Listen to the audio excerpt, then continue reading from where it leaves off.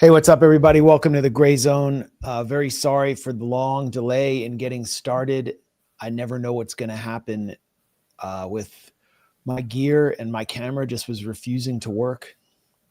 It was really like one of those situations where if you actually slap it, it starts working. I just pulled it came down to me pulling a wire out and reinserting it, and it worked. So it took us that long to get going, but I hope we will make it worth your while and that you'll learn something, or I always learn something new from the comments. Aaron, how's it going? What we lack in technical prowess and punctuality, we make up for, I think, in quality journalism and integrity. And that's kind of the trade-off. Like if we had less integrity, we'd probably be able to afford a lot more people to do all the stuff for us, but that's not where we're at. But so thank you for your patience, and yes, we will make it up to you with the hard-hitting takes you've come to rely on whenever we come around to doing one of these streams. Yeah, thank you for that. I don't know if there's any significance to those numbers. Got the double Larry Bird. Thank you. I definitely blame April 23. Blame April 23. That's Michael Jordan. I haven't been watching any college football today. I can never keep track of the players. They just come through. Stopped watching NFL. I'm just watching. I've just been watching ZOG all year, and I know you are too, Aaron.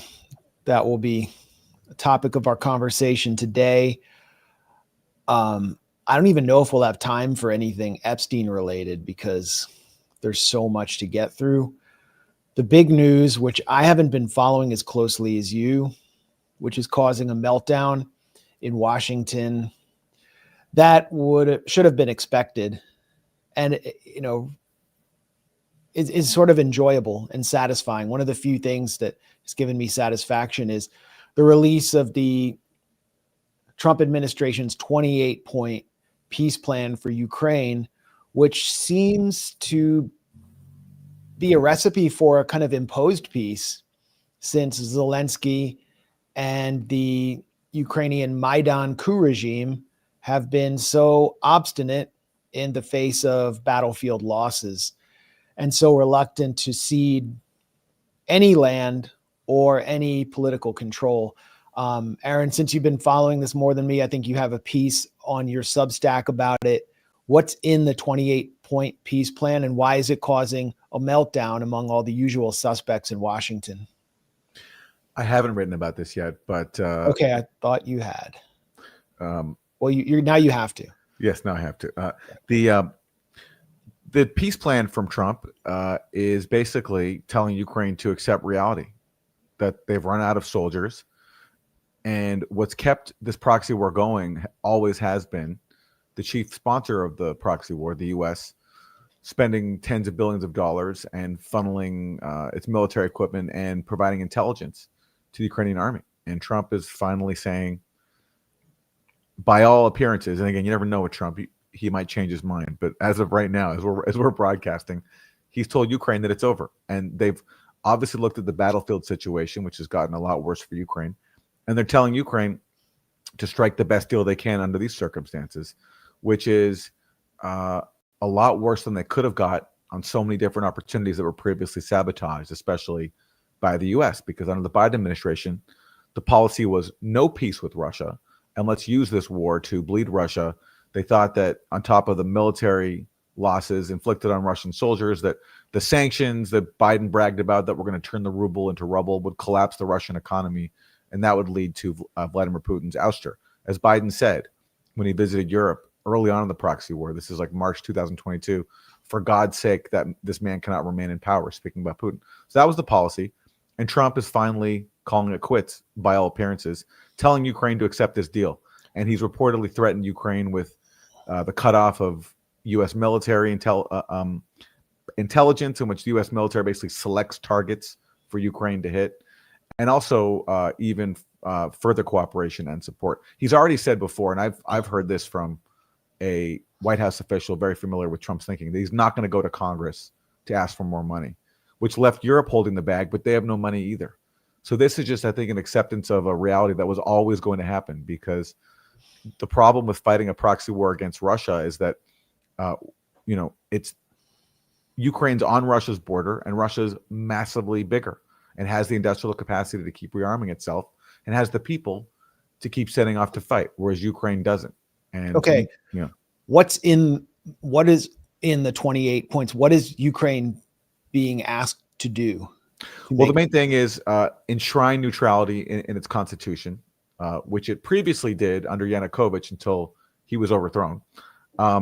Also, basically withdraw from all the Donbass region, which is at the heart of this whole battle. It's the Donbass that was the center of the proxy war that broke out in 2014 after the U.S. backed Maidan coup. So withdraw from all the Donbass, including areas that Ukraine currently holds. Yeah, which is about 12% of Donetsk.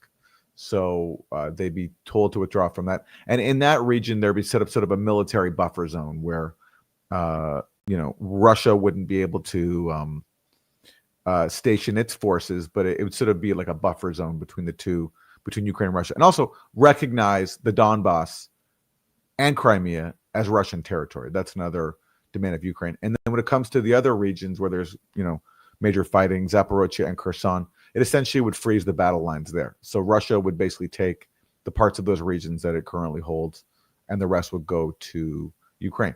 There would be caps on the size of Ukraine's military, but actually a pretty sizable number, 600,000 troops, which is, I think, more than they even could sustain.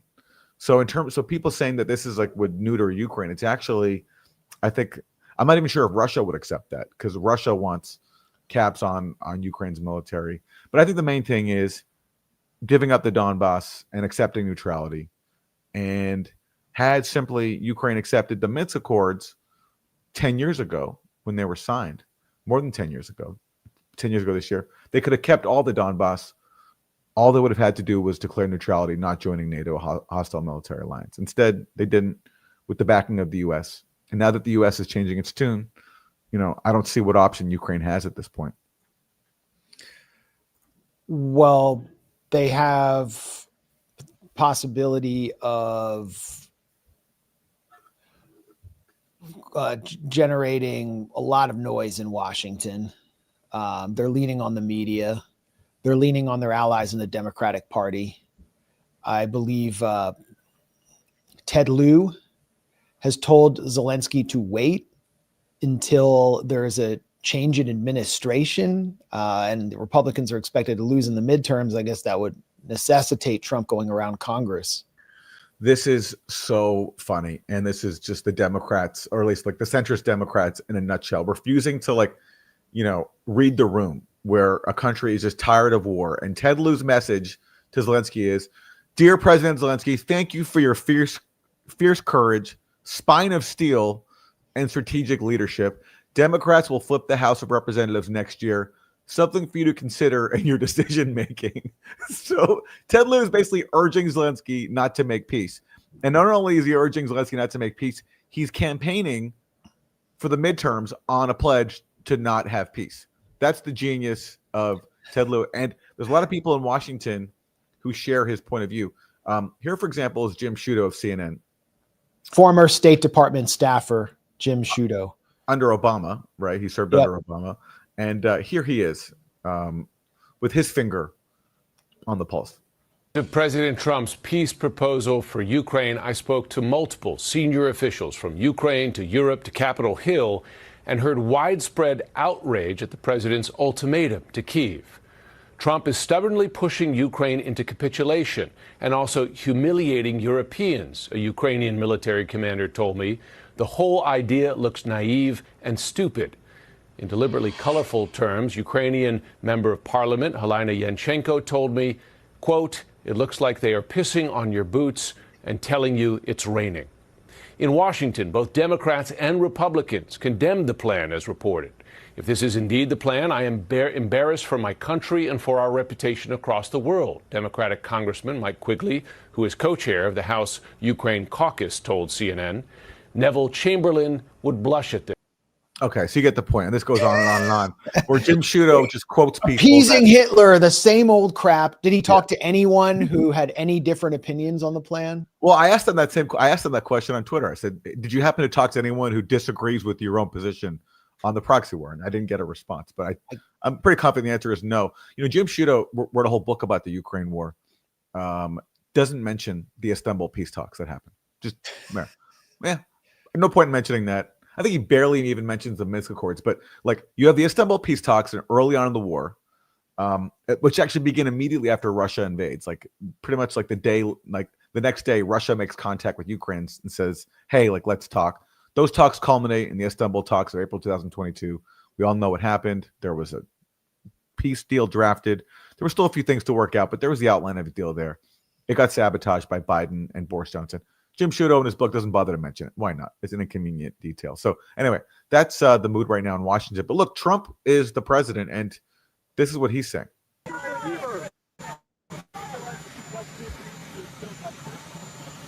Then he can continue to fight his little heart out. So, you know, he's asked there about like, you know, what if Zelensky doesn't want to accept your peace deal? So Trump says, well, then he can fight his little heart out. And that's the message, should be the message to proxy warriors too. Like you've had your time to implement your strategy of using Ukraine to bleed Russia. It hasn't worked. And it's just been a disaster for everybody involved. You did get a lot of people killed, including Russians, and there are people who are really happy about that. So, okay, that's your success. But Ukraine's running out of people. They're suffering more and more battlefield losses. And Trump doesn't want to go back to Congress and ask for more money to keep it going. Even if he did, it's a question of like, what even good would that do? Which is, this moment was always going to come. And it just happens to be the moment right now where it's happening. And Jim Sciutto might have found some very negative opinions about continuing the war if he went into Ukrainian cities and spoke to young men who are resisting the draft, resisting being thrown in little white vans by military police and taken to the slaughterhouse. The war's become extremely unpopular in Ukrainian society. And now maybe Ukrainians might not agree with the 28-point plan and giving up the entire Donbass, but ending the war seems to be pretty popular. What are the numbers there? Well, here is Yulia Mendel. She's the former spokesperson for Zelensky. She was his press secretary for several years. And this is what she says. In the pursuit of the perfect wording of a peace treaty, we forget that every day of the war takes the lives of Ukrainians. Amazing. Yes. Amazing. Yes. But that Ukrainian voice just can't be voiced in Washington, because in Washington, the consensus is, yes, let's take the lives of Ukrainians because we need them to die to take the lives of Russians and to hold out for the time when Russia's economy is finally going to collapse under all of these sanctions. By the way, Yulia Mendel, early on in her tenure as Zelensky's press secretary, she got in trouble. In fact, she was summoned for interrogation after she faulted Ukrainian forces for shelling civilians in the Donbass. So she criticized what she called the indiscriminate shelling of Ukrainian civilians by Ukrainian forces attacking the Donbass. And literally, she was the spokesperson for Zelensky, his press secretary, was summoned for police interrogation, which speaks to how difficult it's been inside Ukraine for a very, very long time to speak out, on behalf of the forgotten people of the Donbass who have been on the receiving end of Ukrainian government attacks for 10 years, and B, just how difficult it is to advocate for peace. But finally, you know, the fact that the U.S., the chief sponsor, is now imposing this, basically, it will make it easier. And I think you will see more voices like this speaking out. But like those at least who aren't afraid of being persecuted and put in prison, as has happened in Ukraine to anti-war voices, as it's also happened inside of Russia as well. There are plenty of anti-war voices in Russia that are in prison. But it's been impossible inside Ukraine for voices like this to be heard in the U.S. And we'll see if they break through the firewall now. And we talked last week about Energygate, which is one of the biggest scandals of post-Maidan Ukraine, that was discovered or exposed by NABU, which is the EU-funded anti-corruption body that Zelensky and his crew tried to shut down last summer. The main informant, I believe, is Igor Kolomoisky, who funded the Azov battalion and Zelensky's TV career and Zelensky's political career, and is now, I think he's under arrest, not under house arrest, in prison. And it exposed Zelensky's wallet, Minchik, what's his name? Ivan Minchik, I forget his first name, who has now fled to Israel thanks to its non-extradition policy. Minchik was the guy who did all the accounting for all the kind of shell companies that Kolomoisky funded to fuel Zelensky's TV and political career. And Kolomoisky's laughed at the idea that Minchik could have done this all on his own. I wonder if this scandal, which documents at least $100 million disappearing into offshore bank accounts, I wonder if this had any role in weakening Zelensky to the point where a proposal like this could be imposed on him. What do you think? Oh, well, absolutely. I think the Trump administration is taking advantage of Zelensky's corruption scandal. The only question is whether the Western-backed NABU that you mentioned, which brought this to light, whether that was like at the behest of the U.S. or some other sponsor tired of the proxy war. I mean, that's a fair question, but certainly there's no doubt, and I know this directly, that people in the Trump camp are taking advantage of Zelensky's corruption troubles because he's weak right now. So this will make it harder for him to reject peace. But look, when you have the U.S. change its policy, and this is the same thing with Israel too, it's really hard to keep it going if you're Ukraine, because Ukraine's so reliant on the U.S. ever since the Maidan coup. I mean, Victoria Nuland bragged about how the U.S. has installed people in all the ministries and all the money that went into Ukraine and all the corruption that was overlooked because Ukraine was a proxy, was doing the bidding of the U.S. But now Trump is tired of that. So therefore, there can be more attention on corruption and there can be a peace deal imposed. Somebody who's not happy about it is the guy who sabotaged the peace deal of April 2022, Boris Johnson. This is what he says. Former British Prime Minister Boris Johnson speaks of betrayal, calling U.S. peace plan military castration of Ukraine. Boris Johnson's policy was the castration of Ukraine by forcing it to fight a war it couldn't win and blocking all reasonable peace opportunities. And well before Istanbul, you had the Minsk Accords as well, and you had other opportunities. Russia's offer in late 2021, which Boris Johnson and Joe Biden could have taken up seriously, but they didn't. They rejected it. So all this. I don't know about castration. It was more like giving like some little hyper aggressive guy who has an extremely inflated image of himself, Viagra and methamphetamines, and sending him into a bar with 27 Harley Davidsons parked outside and a biker gang inside. That's more. Now it's being castrated. Yeah. Snippy. It's time. This is what happened. And if Ukraine had stayed neutral, as Austria had, it would be a lot wealthier right now and have a lot more territory and a lot more of its male workforce inside its territory, not driving Uber in Poland, not being treated like scapegoats for the failures of Friedrich Merz. Europe would be wealthier. Europe would be stronger. And it's the Eurocrats that are also to blame. I mean, von der Leyen's rejecting the 28-point plan completely because she loses power as soon as Ukraine becomes neutral. They're all rejecting it. It's crazy. And, someone who saw all this, saw that his country was being used, saw that his Western sponsors didn't care about Ukrainians dying, is Vladimir Zelensky. This is what he said back in March 2022. Exactly what we've been saying all along. Everyone has varied interests. There are those in the West who don't mind a long war. Є ті, хто хоче, щоб ця війна йшла довго. Because it would mean exhausting Russia, even if this means the demise of Ukraine. Але ціною України. And comes at the cost of Ukrainian lives.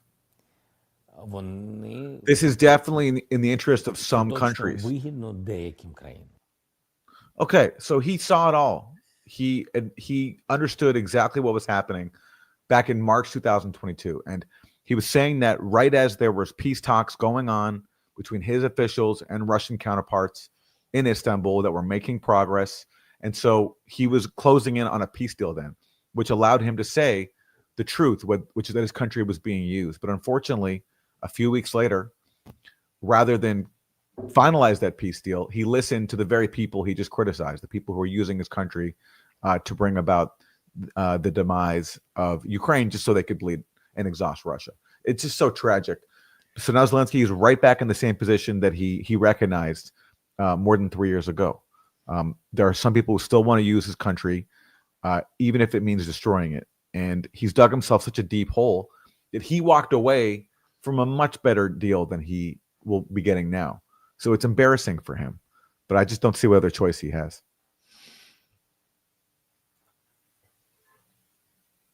I don't know what choice he had ever. He was a puppet. He realized that, and he couldn't stand up to the Azov ultra-nationalist forces within his own country. How was he going to stand up against pressure from the financiers of post-Maidan Ukraine? I mean, once the Maidan coup took place, Ukraine lost all sovereignty, and that's a wrap. Yeah. So here, I mean, finally, the Trump administration seems to be moving in the right direction here. Keith Kellogg is retiring. The war seems to have exhausted itself, and they want to pivot. I think they want to pivot east. Yeah. On your point about Zelensky not being able to stand up to the ultra-nationalists, someone who also admitted that was the aforementioned Boris Johnson. This is another very revealing clip. Boris Johnson said this earlier this year. You got to remember that Volodymyr Zelensky is not he's not an unreasonable guy. He got elected really as a peacenik. He was out that, 2019, he tried to do a deal with Putin. As far as I can remember, his basic problem was that the Ukrainian nationalists couldn't accept the compromise. There you go. Ukrainian nationalists couldn't accept the compromise. I mean, how much more do you need to hear? When we say stuff like this, it's dismissed as Russian propaganda, right? Russian propaganda. But for everything we say, you will find someone against interest like Boris Johnson or Zelensky saying the exact same thing.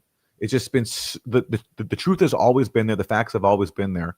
Unfortunately, I mean, think back to when after Russia invaded, proxy war mania in this country was just like at a fever pitch. Everyone was waving Ukrainian flags, thinking they were rallying in defense of Ukraine when really they were presiding over its destruction. Well, just another quick point, and then we should probably move on, which is that one of the 28 points is no foreign troops in Ukraine, which should be considered a prerequisite for peace pretty much anywhere. But for the Brits, this is a terrible result. Keir Starmer was determined, and he even said we should have boots on the ground in Ukraine. I don't know if he meant boots on the front lines in the Donbass, but he saw them more as a kind of peacekeeping force along frozen lines. And that would have been the most they were willing to accept. But now they're going to have to accept no boots on the ground, which means no defense budget increases for the fanatics surrounding Keir Starmer, the Paul Mason laborites, the pro-NATO laborites, the fanatics in the UK who had used Russia hysteria in order to justify slashing social spending and increasing military spending to keep the UK somehow relevant and make it seem like at least an important vassal state of the US. So that's off the table. And you can see why they're so upset. Or it will be off the table if this deal isn't sabotaged as everything else was. I mean, it shouldn't have taken this long to even announce it after Alaska. Yeah. Yeah, that's true. Well, Trump's problem was he couldn't stand up to the war lobby inside his own administration. But it looks like, again, we have to caveat everything because it's Trump. So he could change his mind. But it looks like he finally has. Because Keith Kellogg, as you said, who was like a huge cheerleader of Joe Biden's strategy of just using Ukraine to bleed Russia, Keith Kellogg called that the acme of professionalism. He thought that was such a great strategy that Biden had. He's now leaving. And it's obvious why, because he doesn't want to, be a part of an administration that is not fueling a proxy war. And, so look, if this war comes to an end, I'm sorry, Ted Lieu, despite his best efforts, I don't think Zelensky can hold off until the midterms. And even if he does, I don't think Democrats campaigning on blocking peace in Ukraine is a very winning message. But amazingly, people like Ted Lieu still want to hold on to that. That's just like the thing that were like Russiagate's a hell of a drug. They just haven't shaken that Russia mania that they've been addled with for a very long time now. That was the point of Russiagate, which actually makes it a lot different from the Jeffrey Epstein scandal. I can't believe certain writers are trying to frame Jeffrey Epstein like Russiagate. Like, the more that the Epstein files are exposed, the more the public sours on empire and war and sees this class of elites that profit from war, that profit from the transatlantic system, sees them as the slime that they are.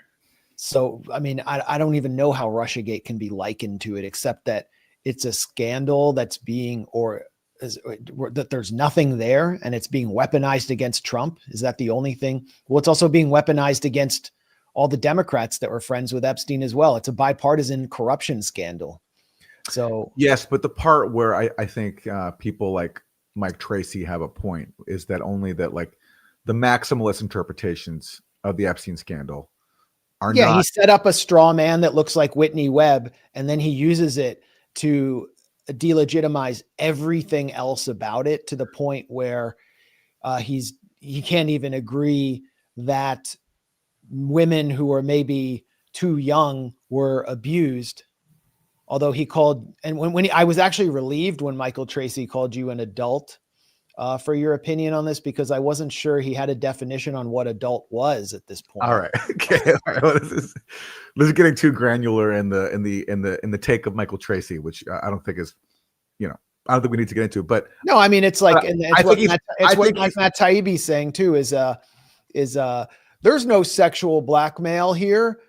Okay, well, there's a huge amount of corruption otherwise, and that can't be like the only metric that you're using. Okay, but Jeffrey Epstein's cameras have been proven to film politicians having orgies with children, and then they are blackmailed, and we have all the receipts. Like, that's the only metric they're using. All right, I don't care enough about this issue to debate it with you, but you cared enough to tweet about it, though. Well, yeah, okay, sure. Yes, because I think Michael Tracy, who I tweeted about, made some valid points. And insofar as there is this widespread belief that Jeffrey Epstein was at the center of like a pedophile, blackmail, sex trafficking ring, and was like using that to like blackmail other elites, insofar as that's a widespread belief, and if you agree there's no evidence to support that maximalist belief, yeah, I think it's fair to point that out. I don't think it's a straw man. I think just like I also said that unlike Russiagate, there is something here. Like, Russiagate was a complete hoax. This isn't. But I also would caution people against drawing some of the maximalist beliefs or conclusions that I've seen, which I don't think are supported by the available facts. I mean, then the Israel angle. The idea that there is no intelligence tie between Jeffrey Epstein and I'm not saying that. I'm not saying that. Well, Michael Tracy is, and he praised you for saying that, even though you never said that. He called that an adult interpretation. I also love how Matt Taibbi is. I didn't say that though. I know you never said that. I'm not even saying you said that. I love how Matt Taibbi says that he won't take a position on Israel, but he constantly writes about Jeffrey Epstein and defends Barry Weiss, but there's no Israel angle there, no position. So, I mean, what we're looking at is a corruption scandal. And I don't know how we can compare it to Russiagate, because the point of Russiagate was to erase Hillary Clinton's failures, to generate a pseudo scandal for delegitimizing Trump, which, that might be the only comparison, because if you watch CNN or MSNBC, they're framing it entirely in a partisan way against Trump, but it's obviously not only about Trump.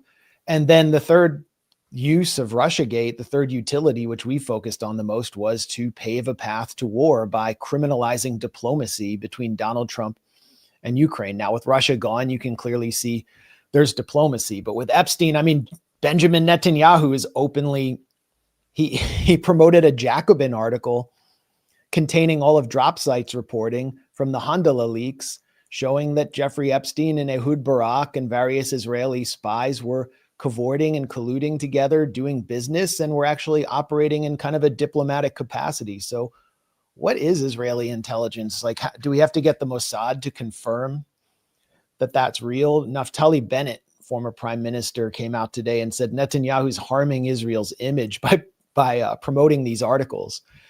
So well, I don't see the comparison. Well, to the extent this brings scrutiny on Israel and, spreads the message that Israel has a very negative impact on the world and U.S. politics, and Israel is in league with corrupt, depraved people like Jeffrey Epstein, I'm all for it. I'm just cautioning against, and this is where the angle of, I think, is a fair comparison to Russiagate, drawing maximalist interpretations. And I do think it's not a straw man to say that there are people who have taken this further than the facts substantiate. And so that's where I think like the Russiagate comparison is fair. Not in terms of the other things you mentioned. It's true. Russiagate was used to undermine peace. There's no aspect of that here with the Epstein thing. And there is actually something to the Epstein thing. There's actual ties between Epstein and all these elites, and Epstein and Israel, versus there was zero ties between Trump and Russia. That was all manufactured. So I think there's a narrow angle here in which the comparison it is appropriate. And we should just welcome the disclosure. I mean, yeah, the search mechanism for the House Oversight Committee emails is not very good. And a lot of techies are working on better mechanisms using AI. Someone created basically a mock Gmail account. They call it Jmail for Jeffrey Epstein, where you can actually, it's almost like you're in Jeffrey Epstein's inbox. The Honda leaks are massive, and you have to just brutally search through them with keyword searches to find what's in there. And what's been found is absolutely explosive. And we've reported a scintilla of it.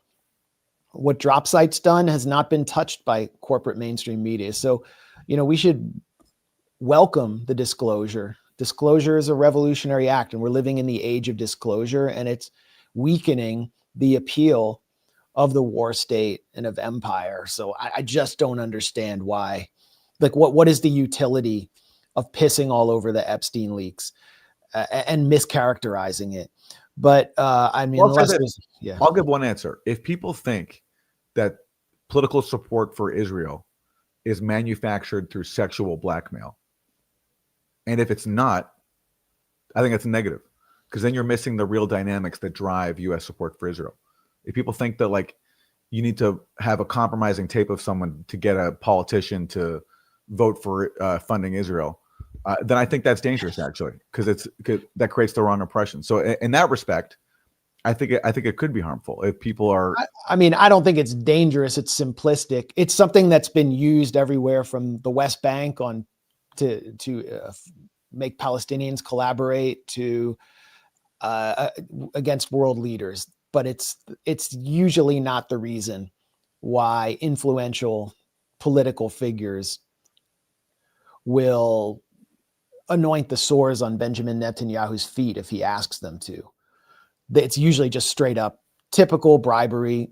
Most politicians don't need that much to be bribed. That's why they're in politics.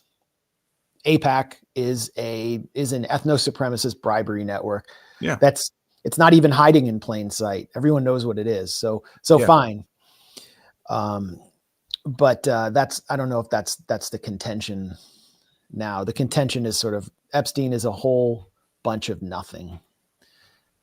Anyway, I mean, Daniel Halper's, he's a neocon, but his book about Clinton alleges what, or claims to confirm what has been widely alleged and reported in the past, which is that Benjamin Netanyahu had audio of Bill Clinton's conversations with Monica Lewinsky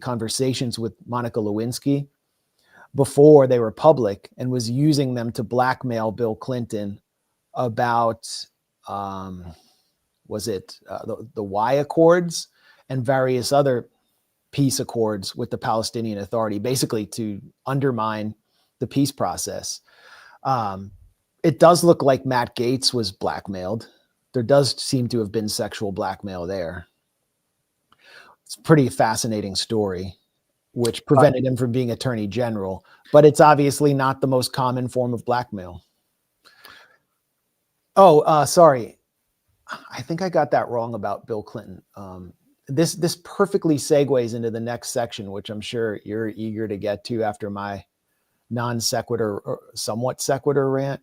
But what Benjamin Netanyahu was seeking to get out of Bill Clinton with this alleged blackmail, according to Daniel Halper, was the release of the top Israeli spy, the Israeli spy responsible for one of the most damaging intelligence hits on the United States, Jonathan Pollard. And he ultimately got that. So, I mean, Jonathan Pollard is something I think we should talk about, unless there's anything you want to add. Sure, but Pollard was released under Obama. He was. I mean, I'm not, Benjamin Netanyahu did not get that from Bill Clinton. Yeah, okay. That's reportedly what he wanted. And it would be his MO.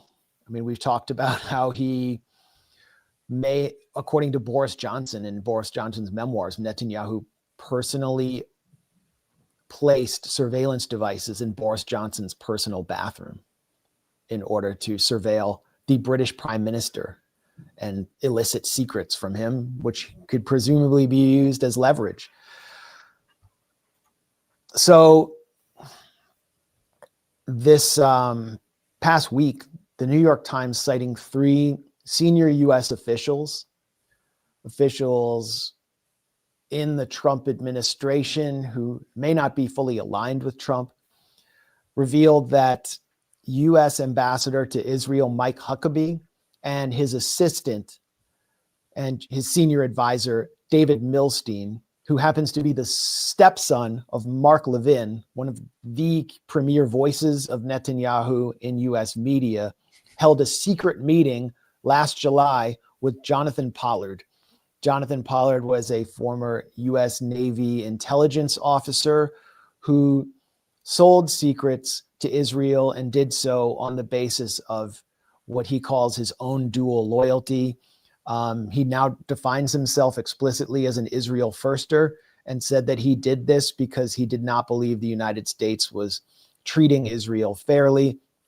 It was one of the most damaging intelligence leaks in U.S. history.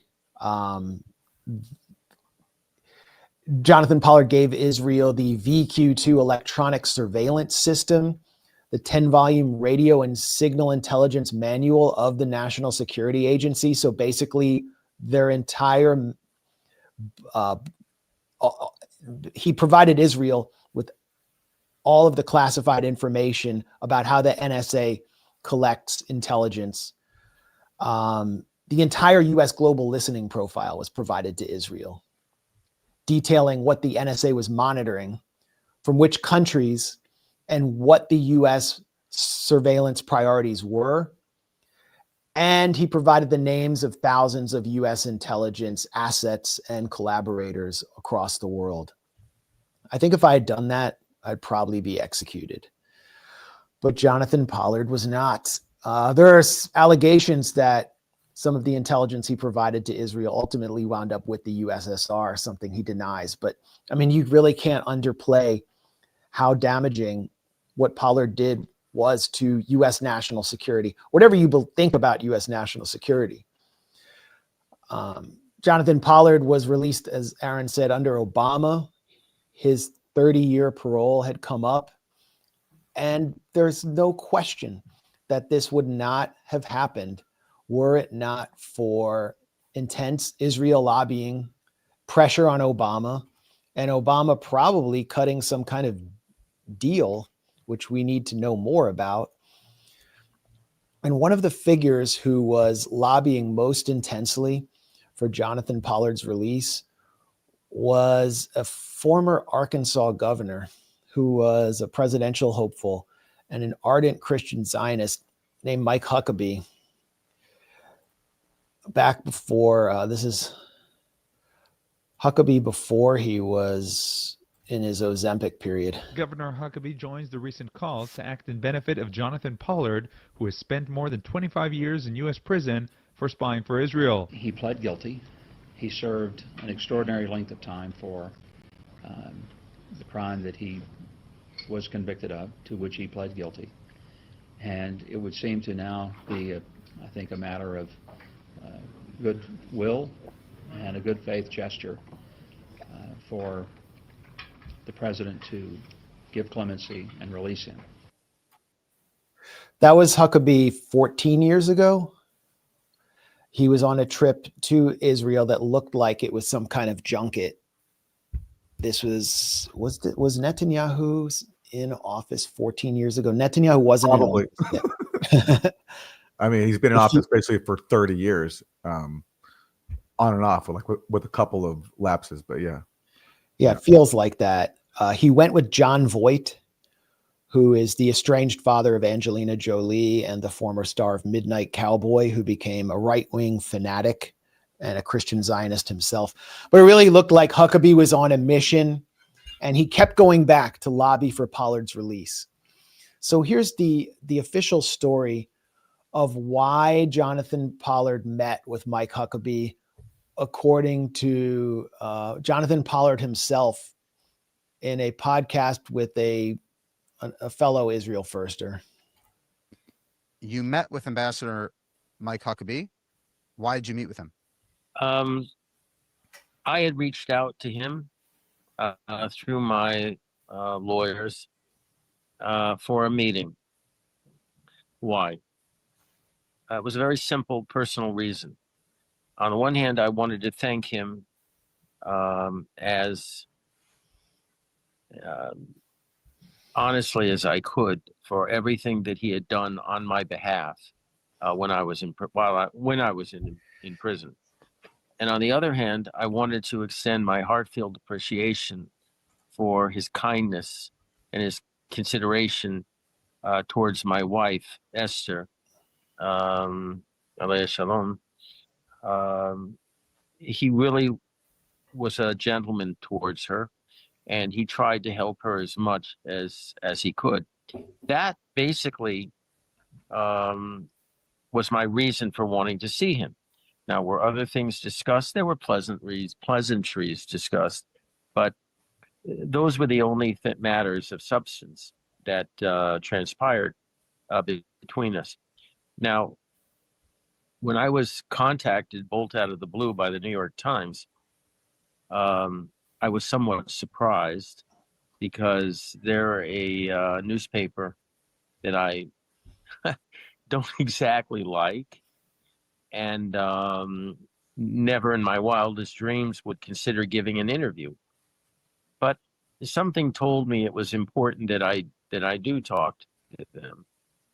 And after discussing, my possible run for the Knesset, the subject of the interview became very clear, and that was the Huckabee meeting. Now, it was very clear to me, Daniel, that there was somebody in the embassy who had contacted a superior, perhaps, back in Washington, and that person had contacted the New York Times. It was clear that whoever contacted or made this meeting that made their superior in Washington aware of the meeting didn't know the substance of the meeting. They were not privy to the meeting. They weren't present, and they really hadn't heard anything about it, except for the fact that the meeting had been held. It was clear to me also at the time of the interview that the meeting was going to be used as a weapon against the ambassador, perhaps to have him recalled. I got this from the substance of the interview. Right.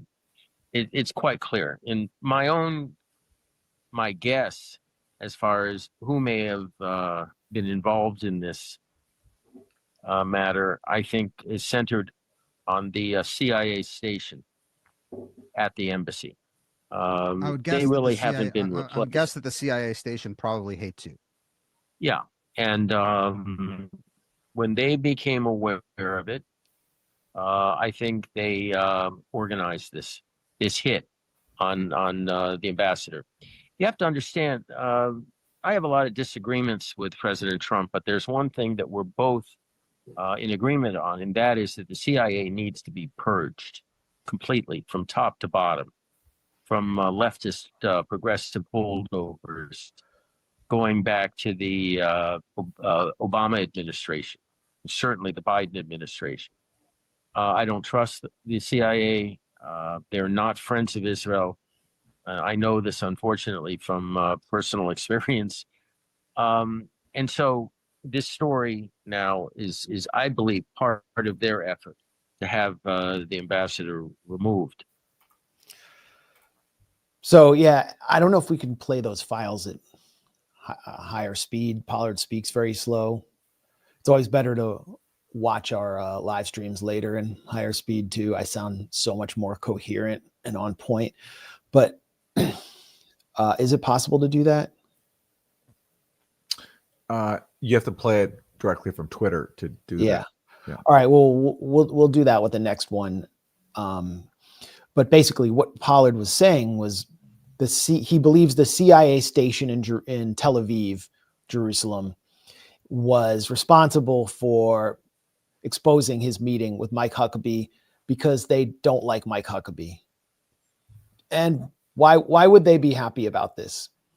I mean, if you work for the CIA, you should at least be supportive of American primacy and not very happy about people spying for other countries within your realm. You would hate Jonathan Pollard, as he acknowledges. So why wouldn't they expose what Huckabee did when Huckabee was not even reporting that meeting to the White House or the CIA or any U.S. government agency? It was essentially a secret meeting.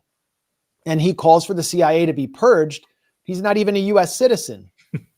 He was sent back to Israel on Sheldon Adelson's jet, the jet of Donald Trump's largest donor, received by Benjamin Netanyahu with a fist, with an elbow tap, because it was the COVID era. That's the featured image for this stream. And he is one of the world's most famous traitors to America, and he's calling for the CIA to be purged. And how has this not affected Huckabee yet within the Trump administration? Well, I guess there's that Adelson tie. Yeah, well, that's it. That's the explanation. That's why. Trump's biggest donor also is Israel first, as Trump even said at the Israeli Knesset when he said that Mary Matelson is more loyal to Israel than to the U.S. And so, of course, Trump's not going to care that his Israel ambassador meets with a literal traitor to the U.S. because the whole whole policy that he has is based on betraying the U.S. to put Israel first. So why would this be a scandal? But, why aren't Democrats making this more of a scandal? This is like, imagine a U.S. ambassador in Russia under similar circumstances, like, having a friendly meeting with someone who betrayed the U.S. and now lives in Russia. Yeah. It'd be massive. It'd be a huge, huge scandal. But this is par for the course under Israel first. Yeah. I mean, members of the Trump administration Michael Flynn was forced out for speaking to the Russian ambassador. Jared Kushner was the subject of the Russiagate scandal for simply speaking to the Russian ambassador. In this case, the U.S. ambassador speaking to a traitor to the U.S. who proudly spied for that country and should still be in jail and would have probably been executed in certain other countries. But there's another figure here. I actually find this angle a little more interesting since it relates to so much of what we've been covering for the past few weeks. Mark Levin is leading the charge to destroy and isolate Tucker Carlson and Candace Owens and every other figure on the right who has spoken out about the U.S.-Israeli special relationship, contradicting America First.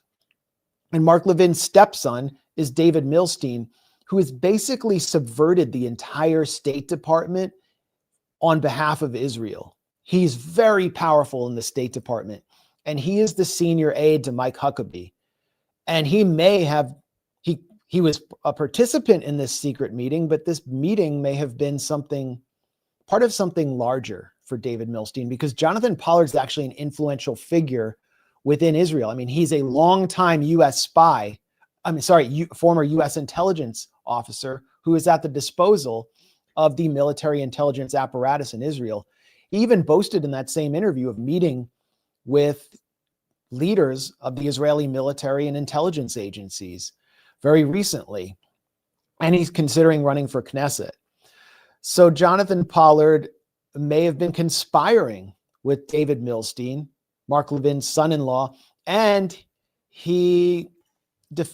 Pollard defends Milstein aggressively in that interview. He's very concerned. You can tell he's very concerned about Milstein potentially losing his job because of this, because it's a key point of contact for him.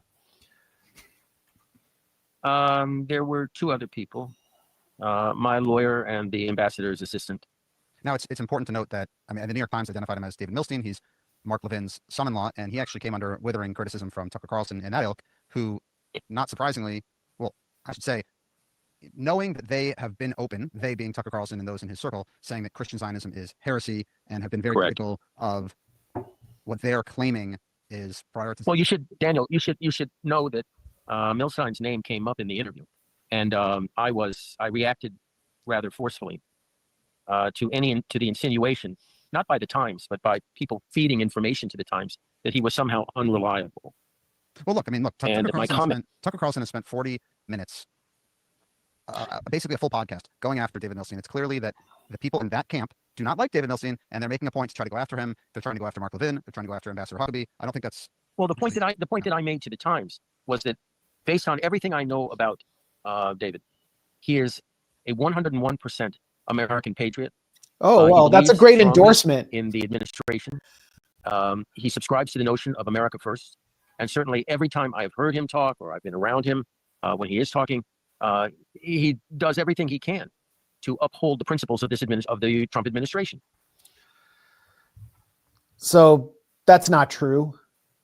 David Milstein everything he does is in the service of Israel. He was essentially doing crisis communications for the Gaza Humanitarian Foundation. All of his statements about GHF were essentially press releases for GHF, which was apparently backed by Mossad, at least in its inception. David Milstein is responsible for the firing of Saeed Qureshi, who was a State Department contractor, because Qureshi protested using the term Judea and Samaria instead of the West Bank, and because he had included some mention of Palestinians receiving abuses in the State Department. He had advocated for including mention of Palestinians having their human rights abused in the annual State Department human rights report. And so for that, he was fired.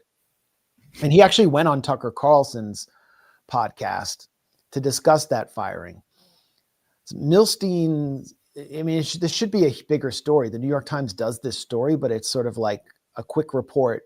One of the co-authors was Adam Razgon, who has worked for several pro-Israel think tanks in his past, including WINEP. So And it's an institutional problem here.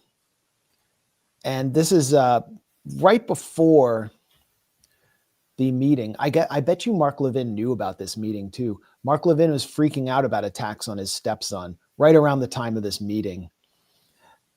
And so it really shows how significant this meeting is to the entire internecine war that is consuming the right over Israel. A very strange text this morning from Tucker Carlson. 10:16 a.m. I'll read it to you for verbatim.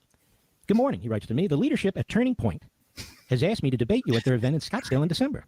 I'm happy to do it, and I hope you'll agree as well.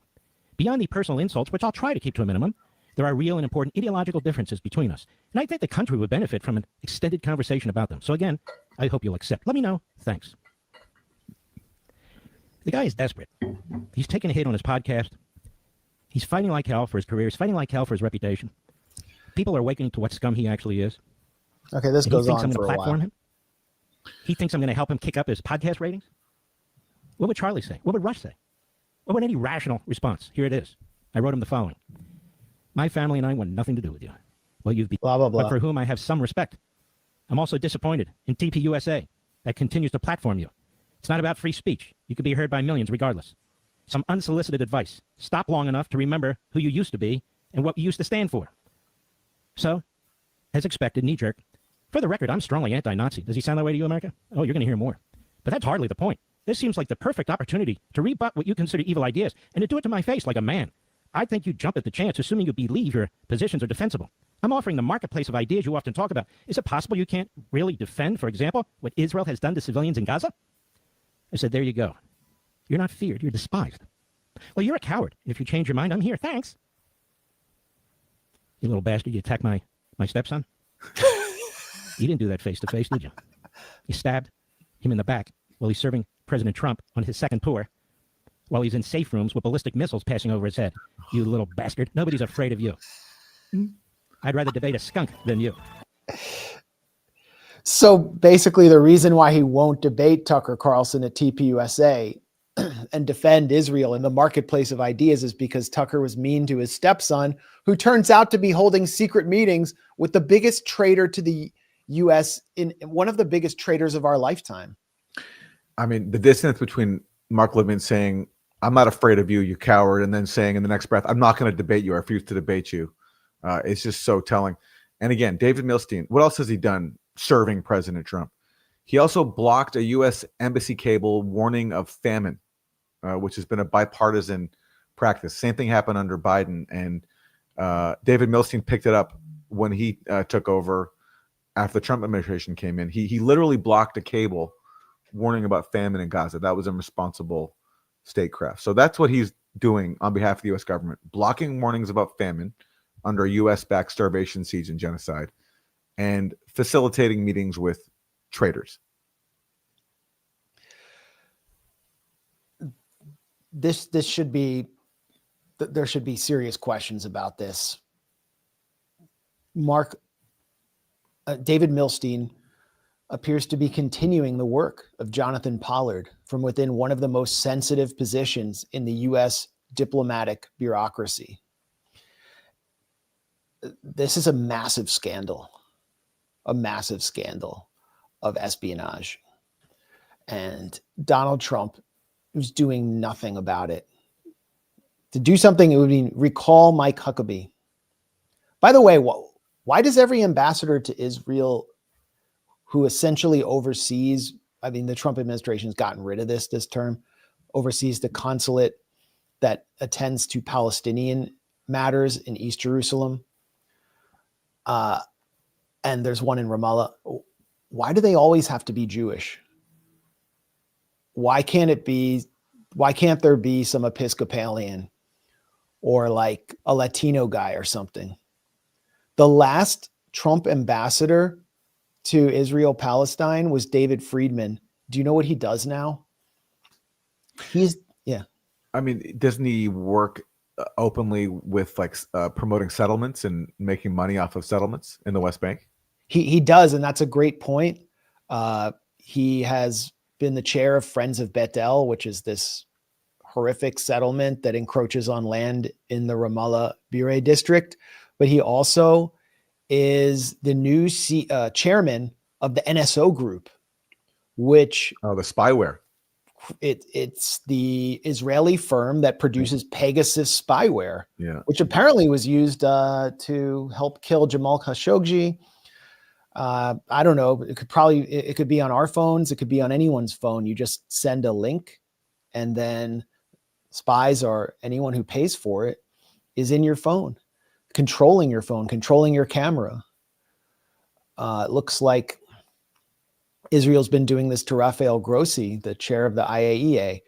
So how America first is that, from David Friedman, who called me one of the biggest anti-Semites on the planet? Real badge of honor. And you know who else worked for the NSO group, lobbied for them? Daniel B. Shapiro, who was Obama's ambassador to Israel, who actually stayed in Israel with his Israeli wife, Merav, after his tenure was up. He didn't even want to come back to the US.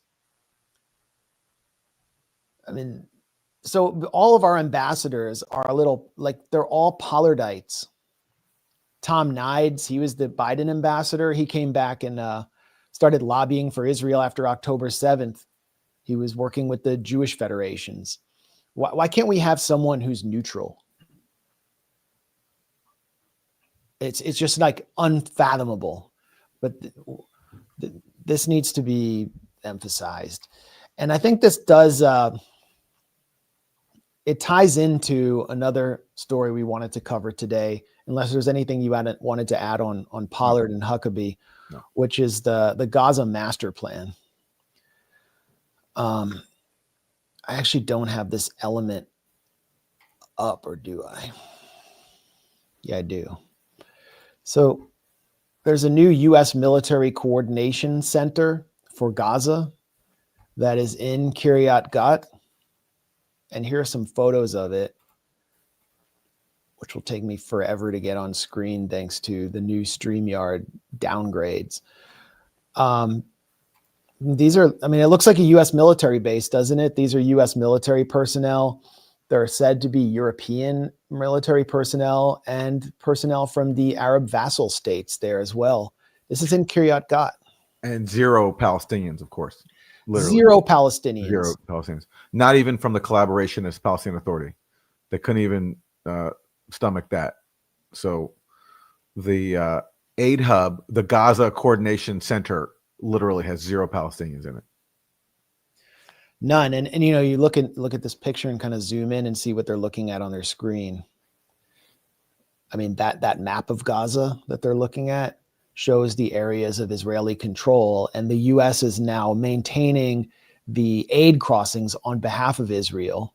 Only about 1/4 of the aid needed to attend to a war-ravaged population of homeless refugees who are mostly living in tents in the rainy season, freezing rain. Only that much is getting in. The U.S. has taken ownership of the siege of Gaza under Donald Trump. These are U.S. flags on their uniforms that you can see. That red area in Gaza, that's where the population has been pushed to. The green area is either Israeli army control or areas that are completely destroyed, in which no civilians are allowed to go and are shot and bombed if they attempt to return to their homes to collect their belongings or just simply return home. They're not allowed to be home anymore in the entirety of Rafah. If you look at that's the southern part of that green area.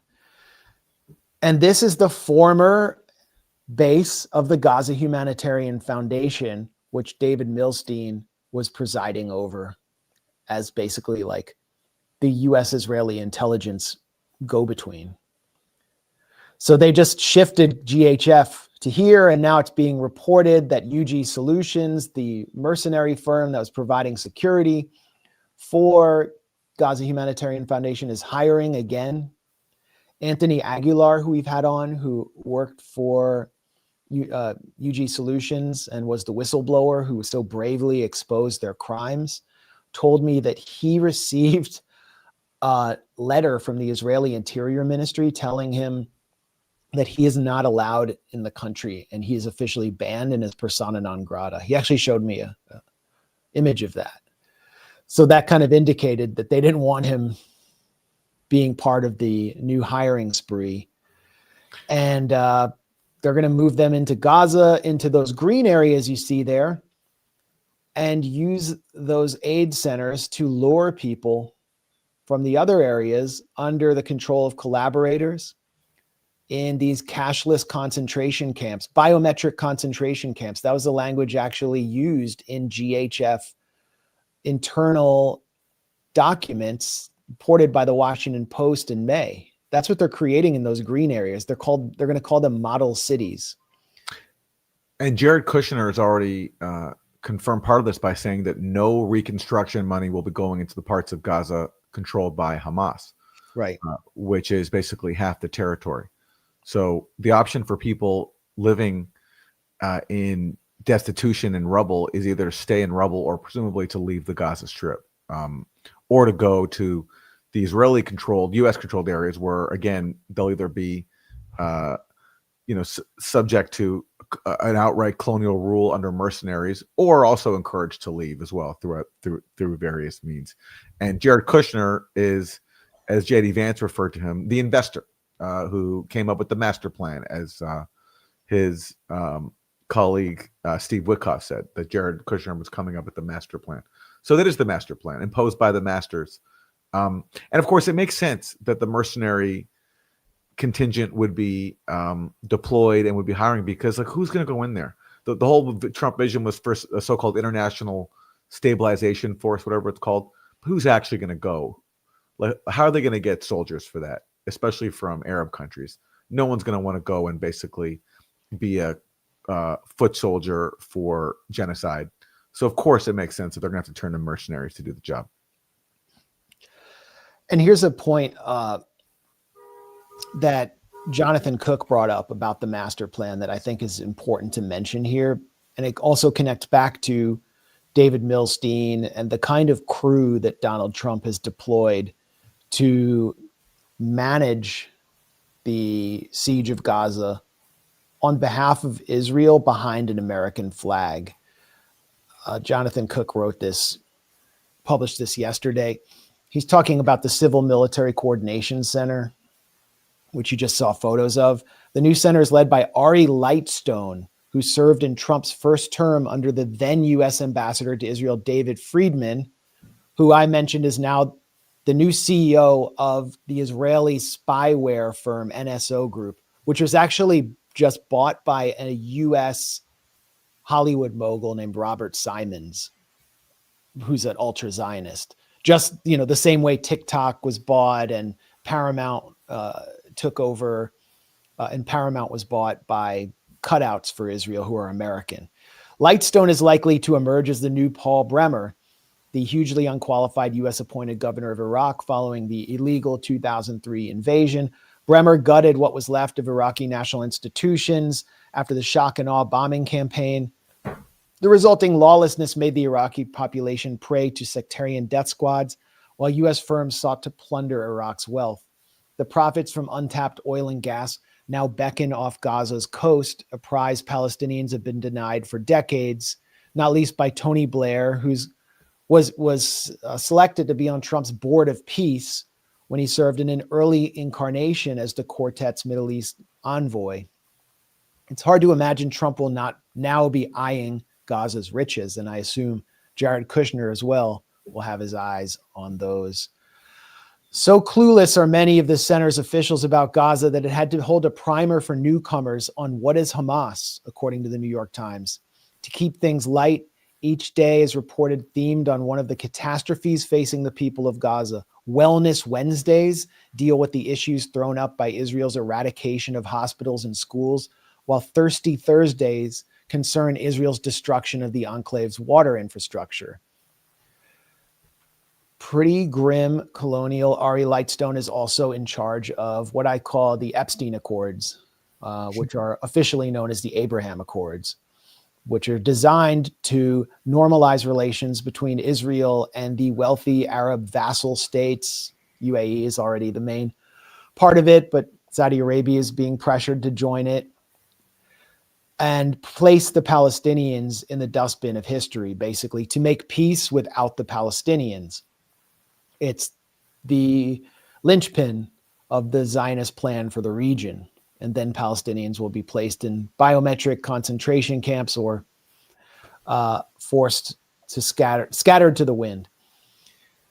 And we're seeing this plan play out in real time with now the support of the United Nations.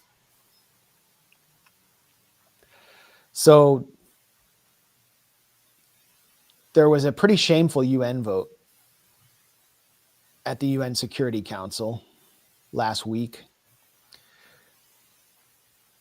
Every member of the UN Security Council, including 2 non-permanent members who have expressed support for Palestine and supposed opposition to the genocide in Gaza, Pakistan and Algeria, voted for this measure, which allows a so-called international stabilization force, basically allowing the master plan to proceed. And Russia and China vetoed the measure. Yeah, go ahead. Russia and China. Sorry, they did not veto. Sorry. Yeah, they abstained, and they didn't vote in favor, but they abstained, which allows it to pass.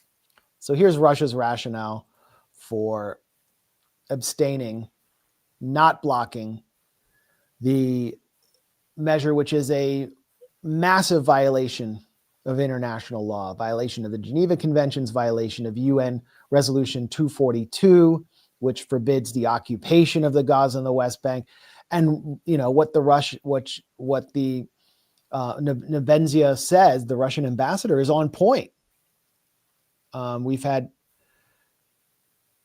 unambiguous statements coming from the highest echelons of Israel's leadership saying it's unacceptable to establish a Palestinian state. Zoom in, Max, so we can see this.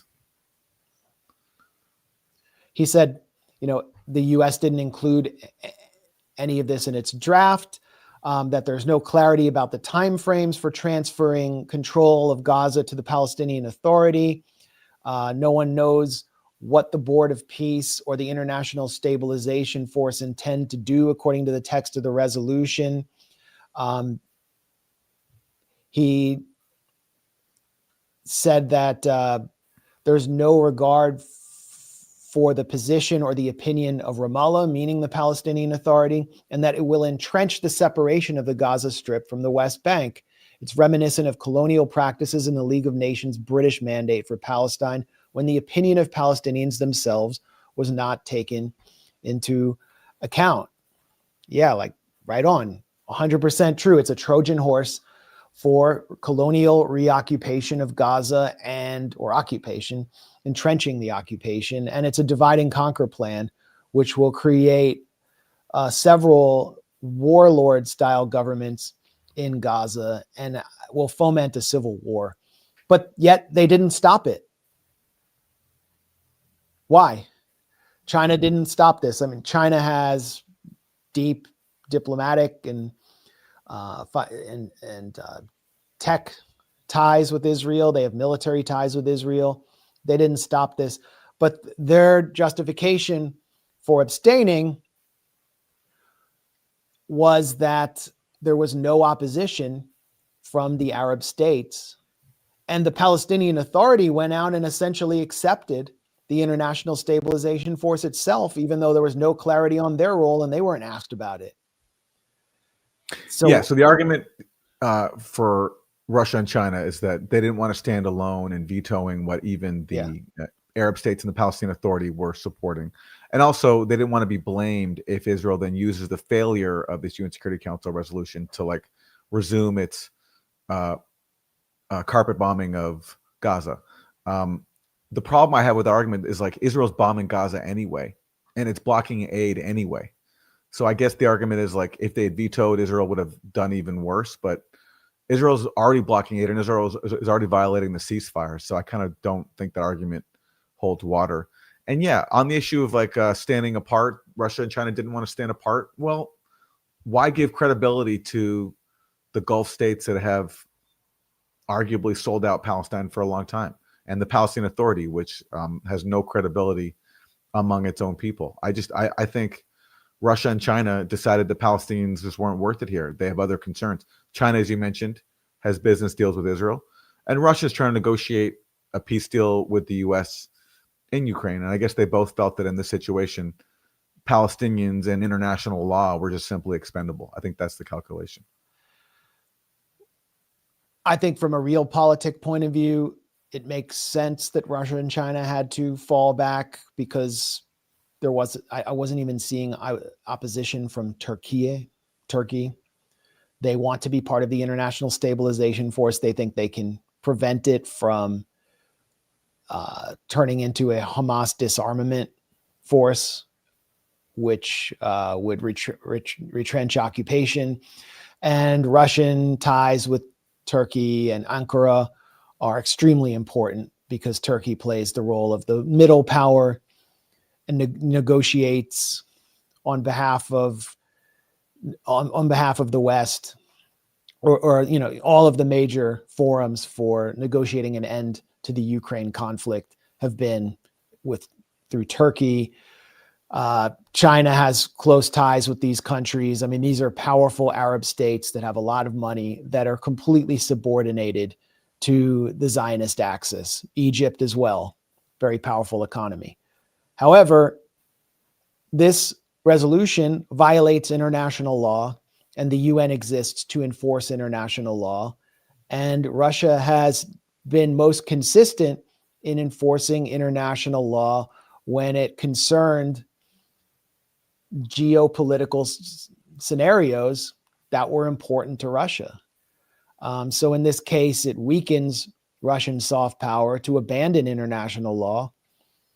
And ultimately, as the Benzia acknowledged, this will do long-term damage to the region. And I think we'll go down with Russia's abstention on Libya as kind of an infamous act. That encourages abstention on Libya, abstention on the 2011 resolution to declare a no-fly zone in Libya. Yeah, which ultimately led to the destruction of Libya. And just, I agree that just like that vote, this abstention by Russia and China will encourage more Israeli aggression. It empowers Israel. It also accepts the framing of the U.S., which is that a Palestinian state, Palestinian self-determination, is conditional. It's not an inherent right of Palestinians. It's conditional on the Palestinian Authority sufficiently reforming in the eyes of the U.S. Because there's some vague language in there that says, if the Palestinian Authority sufficiently reforms in line with Trump's previous dictates, then maybe one day, possibly, Palestinians will be on a pathway to statehood, which is a completely meaningless statement. It's telling Palestinians you don't have the right to self-determination. And to the extent that you do, it's based entirely on whether the U.S. feels as if your leadership has sold out enough. That's essentially what the resolution says. And China and Russia, by not vetoing that, affirmed that position, that Palestinians actually don't have the right to self-determination, even though they said in their objections that Palestinians do. By not vetoing that, they let that U.S.-Israeli point of colonial point of view stand. And I think it's a huge betrayal. Well, the master plan will now proceed, and it looks like the ceasefire is over. Israel is killing civilians every day. They're also targeting Hamas members. They are showing no regard for it. They moved the yellow line of control west, which means they're expropriating and usurping more territory. And it's only a matter of time before I think Hamas responds. Meanwhile, Israel continues to bombard southern Lebanon. They attacked the Palestinian refugee camp in Lebanon, Ain el-Hilweh, and attacked a community center. They killed numerous civilians. So the war is not over.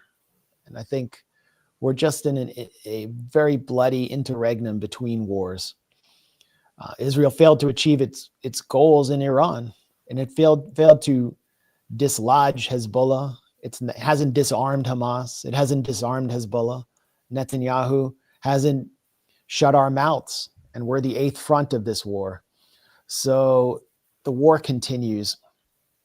And I think that since we're moving kind of slowly, so we could probably skip over a few topics, but I think this segues pretty well to some comments that have been going viral from a low-level former Obama official who might have remained obscure had it not been for her recent book tour, where she made comments that I think really cut to the heart of the pathology that has been sweeping through American Jewish communal life since October 7th, but especially more recently, as support for Zionism just collapses among the American public as a whole. We're talking about former Obama speechwriter Sarah Hurwitz.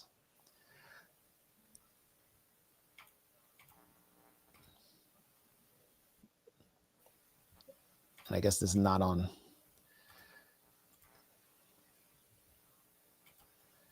screen yet, but I'll get it up there. I think that since October 7th, but really before then, there have been huge shifts in America on how people think about Jews and Israel. And I think that is especially true of young people. So we are now wrestling with a new, I think, generational divide here. And I think that's particularly true in that social media is now our source of media. And this, it used to be that the media you got in America was American media, and it was pretty mainstream. It generally didn't express extreme anti-Israel views. You had to go to a pretty weird bookstore to find global media and fringe media. But today, we have social media, which is a global medium. Horrible. Right? It is shaped, its algorithms are shaped by billions of people worldwide who don't really love Jews. And so while in the 1990s, a young person probably wasn't going to find Al Jazeera or someone like Nick Fuentes, today those media outlets find them. They find them on their phones. It's also this increasingly post-literate media, less and less text, more and more videos. So you have TikTok just smashing our young people's brains all day long with video of carnage in Gaza. And this is why so many of us can't have a sane conversation with younger Jews, because anything that we try to say to them, they are hearing it through this wall of carnage. So I want to give data and information and facts and arguments, and they are just seeing in their minds carnage, and I sound obscene. And, I think, unfortunately, you do sound obscene. The very smart, I think, bet that we made on Holocaust education to serve as anti-Semitism education, in this new media environment, I think that is beginning to break down a little bit. Because Holocaust education is absolutely essential, but I think it may be confusing some of our young people about anti-Semitism because they learn about big, strong Nazis hurting weak, emaciated Jews, and they think, oh, anti-Semitism is like anti-black racism, right? Powerful white people against powerless black people. So when on TikTok all day long they see powerful Israelis hurting weak, skinny Palestinians, it's not surprising that they think, oh, I know, the lesson of the Holocaust is you fight Israel. You fight the big, powerful people hurting the weak people. That's correct. Yes, that is a lesson of the Holocaust. Never again. Never again means never again for everyone, including Palestinians. But she's revealing there what so many people in powerful Jewish institutions see as the actual goal of Holocaust education, which is to indoctrinate this view that like Jews are a special class, they're worthy of protection, but no one else is, including the victims of the so-called self-proclaimed Jewish state. Well, there's a lot to unpack there.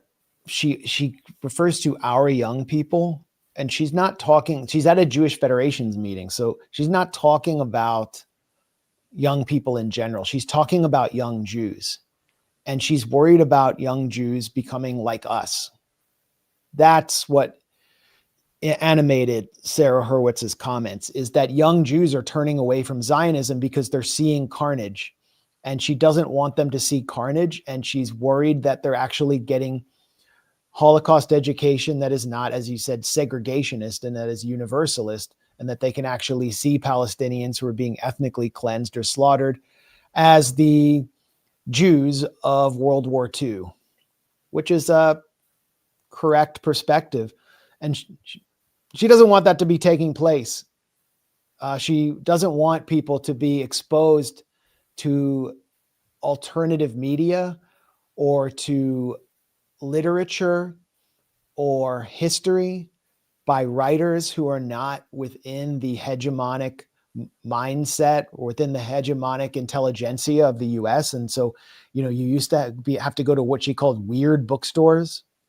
Like you'd have to go to like the anarchist alternative bookstore in order to be exposed to Michael Parenti. But now you can watch Al Jazeera. She thinks that's a bad thing. She thinks it's bad that young Jews are getting outside of their little elite ghetto in the US and developing a much broader perspective. She wants Jews to be dumb. She wants Jews to get back on the Zionist plantation. And she wants to stop people from seeing the wall, what she calls the wall of carnage. To her, wall of carnage. It is. Her carnage is not. It's not inherently bad for being carnage. It's bad because it's a wall that prevents people from being Zionists. So like there's a wall in between carnage and Zionism. So the problem is not the carnage, which she wants to continue. It's the fact that people seeing the carnage creates a wall to Zionism. So I guess she wants to stop people from seeing the carnage, not to stop the carnage. It's such a just a genocidal statement. She's saying that the carnage is fine. It's just the fact that people feeling bad about carnage and opposing it, that's the problem. And we have to break down that wall. We have to tear down that wall.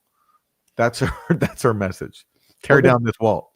This is the psychosis of the cult of Ziontology. Entering a post-literate society, and if like all day long your brain is just smashed again and again by TikTok with really upsetting carnage in Gaza, then like you're talking and like I'm sorry if this is a graphic thing to say, but like when I'm trying to make arguments in favor, for Israel, I realize I'm talking through a wall of dead children. Like that's what people are seeing. So when I'm like, yeah, but it's 1.5 civilians they're just seeing carnage. But right? that's like, the emotional blackmail. I mean, fair enough, but like again, I mean that's nice, but like again, I'm hearing that through a wall of screaming children. It's like I think it's a. The dead children are only a problem, the wall of screaming children, because they are disrupting the Hasbara Ziontologist programming. That's why they're a problem, not because there's a wall of dead children. And she doesn't deny that there's a wall of dead children. Harder argument than we're understanding. So I actually really strongly think that like Jewish day schools should absolutely say no child owns a smartphone until senior year. They don't own one at all. Period. We give it to them senior year and we teach them. Like this whole not during the day, great, nice start. No smartphone at all until senior year. Dumb phone, sure. Like, but I think that we've got to like give our kids' brains a chance and their mental health a chance before. So we have to brainwash them. Yeah, give brains a chance. Give Zionist brains a chance by preventing them from seeing dead children killed by the Jewish state. You'd think she's doing a bit, right? She's doing like a parody of a Zionist, but she's not. And what's crazy is this is not like a Mark Levin type. She's an Obama liberal. She's a speechwriter. She was like the chief speechwriter for Michelle Obama.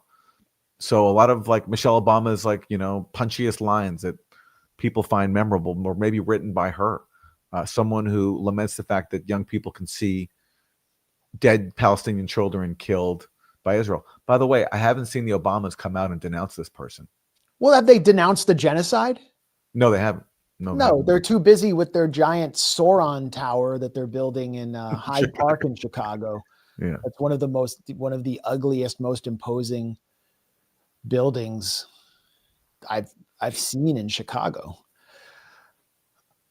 It looks like some kind of like Chicago police CIA black site, but for like torturing rendered suspects. But anyway, yeah, that helps explain the kind of people. It demonstrates the kind of people the Obamas were around. But it seems like parody, but this is really the way Zionists in this post-October 7th era think. As Yahya Sinwar said, Gaza will expose everything. And it has exposed them. Walls of dead children are not a problem. The problem is that young Jews are being affected by seeing it, or what she calls having their brains smashed by TikTok. She keeps saying their brains are being smashed. And she wants them to basically be held in a kind of Amish colony, and they don't get their Rumspringer till they're seniors, and then they can experience the internet where they can see all the dead children that have been caused by their ideology. Well, the irony is that's what people like her need. They need to be put in some kind of, I'm sorry to use the term, re-education, de-radicalization scenario. Yeah. That can deprogram their fanatical brains. I mean, if they did that, the world would be a better place. So what they're prescribing for everybody else, for children to be, walled off from facts, they need a version of that for themselves to have their fanatical Zionism deprogrammed and de-radicalized. We call them vocational centers. Sure, yeah. These are the most radical. These are the most dangerous radicals in the world. The people at the highest levels of power, who control powerful institutions, who are able to censor people who have dissenting views, who still shape policy and government, who lament the fact that young people feel sad about seeing massacred young children in Gaza. I mean, this is fanaticism at its peak, but yet, unlike, fringe movements, these people are in power and they're openly going around to conferences and talking about what a problem it is that we don't have censorship in this country and that people feel empathy for Palestinians. She won't stop. She's actually coming to the DC area to speak here at a synagogue. As a Jew. She's speaking as a Jew. Yeah, her book is called As a Jew. And it's about how she wasn't really raised Jewish and didn't consider herself Jewish, but then just like recently got into it. That's what her book's about. So, of course, I mean, her identity, the easiest way to be Jewish in America is to be a Zionist, because you don't have to do that much. You just have to support some country thousands of miles away and support and, catapult the Hasbara in your community, and you'll be supported as well. And, if you're not a Zionist, as Eli Lake said, then there's something deeply wrong with you. That's their perspective. So the majority of people in the world have something deeply wrong with them, and they can't understand why people resent them. It's actually because of thousands of years of hatred. That's why. But this is a woman who is having an identity crisis in public, and in doing so, she's exposing the real pathology of Zionists after this genocide, which is that they can't find anything wrong with the genocide. The only thing wrong is with the people who oppose it. Are Christianizing the Roman Empire. Who's stopping us? Those Jews who won't convert. We, the communists, are bringing about the great brotherhood of man and the revolution. And who's stopping us? These capitalist Jews. We, the Germans, are bringing about the great Aryan, racially pure fatherland. Who's stopping us? Race-polluting Jews. Today in America, you see it on the right and the left. On the right, it is we, white Christian Americans, are bringing back white Christian civilization. The only thing stopping us?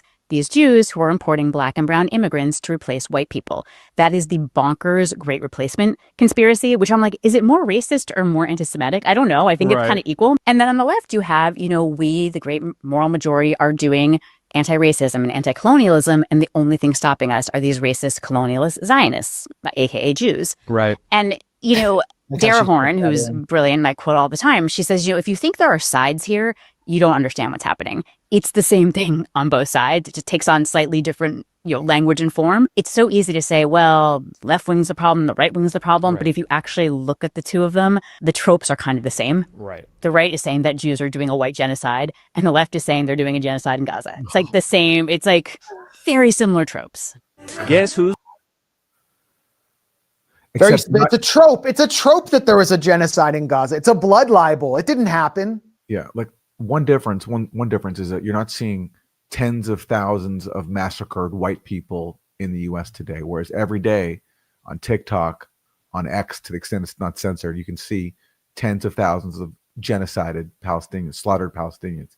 So like the death toll, the dead bodies, that's one difference. But she draws she's trying to equate the two, white genocide and Gaza genocide. One's mythical, one we can see every single day in terms of the massive death count. Even though I grew up around some of these people, I've been familiar with this topic my whole life. I can't fully explain what is it, especially about that generation. It's like our generation and above, they're not able to pierce through that Zionist indoctrination, and they're able to say the most sociopathic things. And yet these are people who consider themselves to be liberals.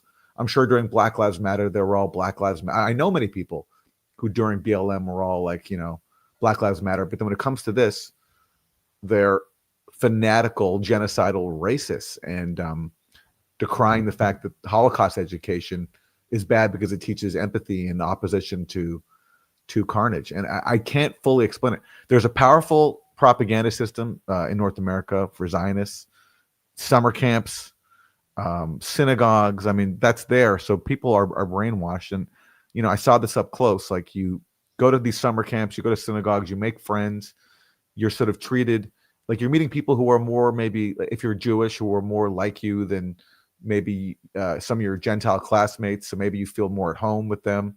And then through your close friendships and communities, you form this bond with this foreign ethno state. And then, so when you become older, any attack on that ethno state is deemed to be, like, psychologically an attack on your family and your friends. But at this point, after so many years, and after a literal genocide before our eyes, the fact that this is still so pervasive in the North American Jewish community, I just don't have the psychological awareness to fully explain it. I think it's just that if they let go of their Zionism, their identity collapses. Because what else is there? Doing mitzvot and studying Torah. That's not very appealing to someone like Sarah Hurwitz, who needed an easy way of finding Judaism and then having like a ready-made network to hawk your book, your crappy book, that happens to be one of the most influential power networks in the US. Well, what all these people have to learn and really get is that their sense of Judaism, whatever it is not worth the hair on one Palestinian child's head.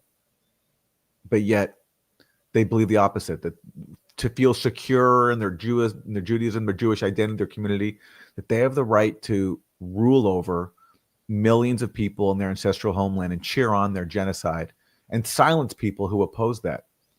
Well, and the bigger part is they're playing the victim. Yeah. And the victimhood is a sort of invisible bond that keeps communities together in general. And, you know it from growing up in American Jewish or Canadian Jewish life, that the communal leadership tries to instill some persecution complex in you when you got it made. Yeah. I mean, you got it made. Yeah. Yeah. And now, I mean, it's just so exposed for everyone that it is fueling anti-Jewish attitudes. It's just a fact. Like, people see that and they're like, this is insane. They never considered it before because they weren't thinking about it that much, because their brains weren't being smashed, as she said, with real images of genocide, of the Holocaust of our time. And then these psychopath cult members won't even acknowledge that a genocide even took place. Yeah, that's the thing. They're all Holocaust deniers. They're the ultimate Holocaust deniers. So there's this display that took place at Union Station in DC, which is absolutely brilliant. The activists who are responsible for this are some of the most innovative, creative performance artists, political performance artists of our time. They're not from any established organization. They're sort of just like an invisible army who have dramatized the reality of what Israel is doing to American society, and particularly what it's done to Palestinians. And their latest performance was illustrative of our leadership, of our absolutely criminal, bloodthirsty, sociopathic, reptilian leadership. Mm-mm. Let's show it on screen. Here we go. All the pleasure. And they're drinking. Good boy. Good boy. Loyal lapdog. Thank you. The body parts of You said yes to everything we asked. Nearly everyone at this, not everyone, there's Marco Rubio, Tony Blinken, there's Gaza children, limbs, stolen organs, harvested skin. Wow. And this is what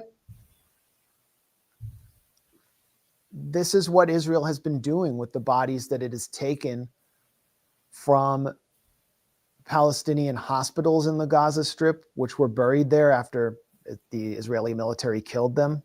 They took them into Israel, harvested their organs, and then dumped them back on trucks following various prisoner exchanges. They were brought back in with giant holes in their bodies. Yehuda Hiss, one of the chief Israeli pathologists, was exposed in mainstream media for stealing organs and corneas, not just from Palestinians, but from Jewish Israeli citizens, including Israeli soldiers, and harvesting skin for their burn department, because Israeli soldiers often come away from the battlefield with burns. But then there's just the the symbolic bloodthirstiness of the leadership and all the bloodshed that we saw day after day when Israel seemed to be keeping up this quota of killing 100 people in the Gaza Strip, I thought that really confronts the person passing through Union Station with bleary eyes and a grim face coming from work after having lunch at some crappy salad bowl place, going to their dreary commuter route, going to their Maryland suburb, traveling to Olney or one of these faceless, no offense to the Olney residents, but, going to one of these places, and then they're confronted with the horrific reality. You have to shake them out of their stupor. You have to make them see. And that's what these brilliant protest performance artists were doing here. And if you just look online, search that video, you'll find a massive Zionist freak out. They're so furious. This is anti-Semitism. Why didn't Mayor Muriel Bowser of Washington, D.C. shut this down? Send the police, cancel the First Amendment. Like you have the British Zionist author Simon Shama saying, how was this not shut down? Well, we have a First Amendment, so this is allowed. And why aren't you mad? Why weren't any of you mad about the actual bloodshed? Because your whole identity centers around that. You're ethno-supremacist psychopaths. And now everyone can see you're more mad about protest than you are about genocide. Well, on the topic of Zionists who spread anti-Semitism just by virtue of opening their mouths, Barry Weiss is the recently appointed head of CBS News, installed there by the Ellisons, the billionaire Zionists who bought CBS News' parent company, Skydance. And this recently came out from the Wall Street Journal. It's such an illustrative anecdote about what's happening at CBS News. So there have been all these layoffs that Barry Weiss is presiding over, while, by the way, having like tens of thousands of dollars spent every day on her security detail. She goes to work with in a convoy of SUVs with big bodyguards. Supposedly, she claims because she's received threats. But anyway, she was going through some layoffs of journalists, and one of the people who's going to be fired was a journalist named Chris Livesay, a foreign correspondent. But then this is what happened. According to executives familiar with the plans, Chris Livesay was among the staffers who were going to be let go as a part of company-wide layoffs in the works before Barry Weiss's arrival. In an email to Weiss, Chris Livesay spoke of affinity for Israel and suggested he was being bullied and isolated for his views. Weiss weighed in on the layoffs and spared Livesay, people familiar with the move said. So basically, this journalist was going to get fired. He wrote to Barry Weiss and said that he loves Israel and was bullied by his colleagues because of it, and so his job was spared. So in journalism school from now on, if we're going to be, trying to prepare journalists for the real world, young journalists will have to learn how to write love letters to Israel if they want to get hired and not fired in their jobs in the rules of Israel first. And stuff like this, and it causes resentment. And yes, as you said earlier, it fuels anti-Jewish sentiment, where on top of the images of the carnage, the tens of thousands of people slaughtered by Israel, you have the most entitled, whiny people in the world, and people being privileged if they toe the line. So of course that's going to fuel anti-Jewish sentiment. It naturally will. So it's another example of how the people who complain the most about anti-Semitism are the largest causes of it. It's not even close. I just remembered something about Barry Weiss that I think is really relevant now. Do you remember her whole intellectual dark web? Oh, here they are. I found it. This is from 2018 when she was at the New York Times. Meet the renegades of the intellectual dark web. An alliance of heretics is making an end run around the mainstream conversation. Should we be listening? Who's that? One of the Weinstein brothers? Yes. Who else? By Barry Weiss. Who else do we got here? Who's this? It's Christina Hoff Sommers. Yeah, really radical alt personality. What do we got? Joe Rogan. I mean, okay. Candace Owens, the communications director for Turning Point USA, is a sharp young black conservative, a telegenic speaker with killer instincts. I didn't realize she was an original member of the International Dork Web, The IDW. But I think Barry Weiss has revoked her membership. Well, because even though Candace is actually now really a member of the intellectual dark web, because she's turned on Israel, she's now just an enemy. I mean, the only issue is Israel. But before, when she was, attacking Black Lives Matter, it was all good.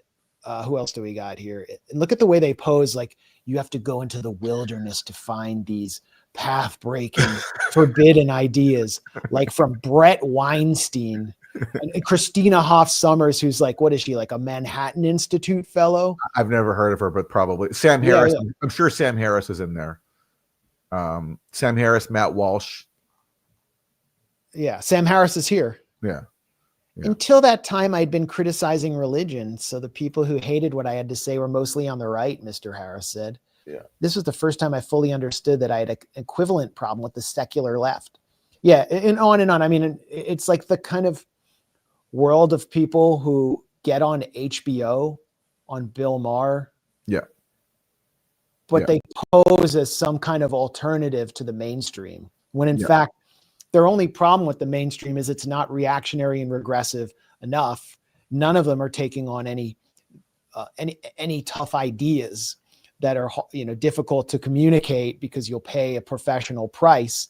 They're taking on ideas that will get you funded by the Palantir Mafia, which is responsible for creating a fake university in Austin for Barry Weiss, and she shills for these arms dealers day after day. But the point is, this was at a time when what's known as wokeism, liberal wokeism, which was always deployed to paper over the real issue in the United States, which is class and oligarchy, when wokeism was at its height, following the Obama era, with the freak out at Trump ascendant. And so these figures were all against wokeism, but they're also against basic civil rights and other things, Palestinians existing.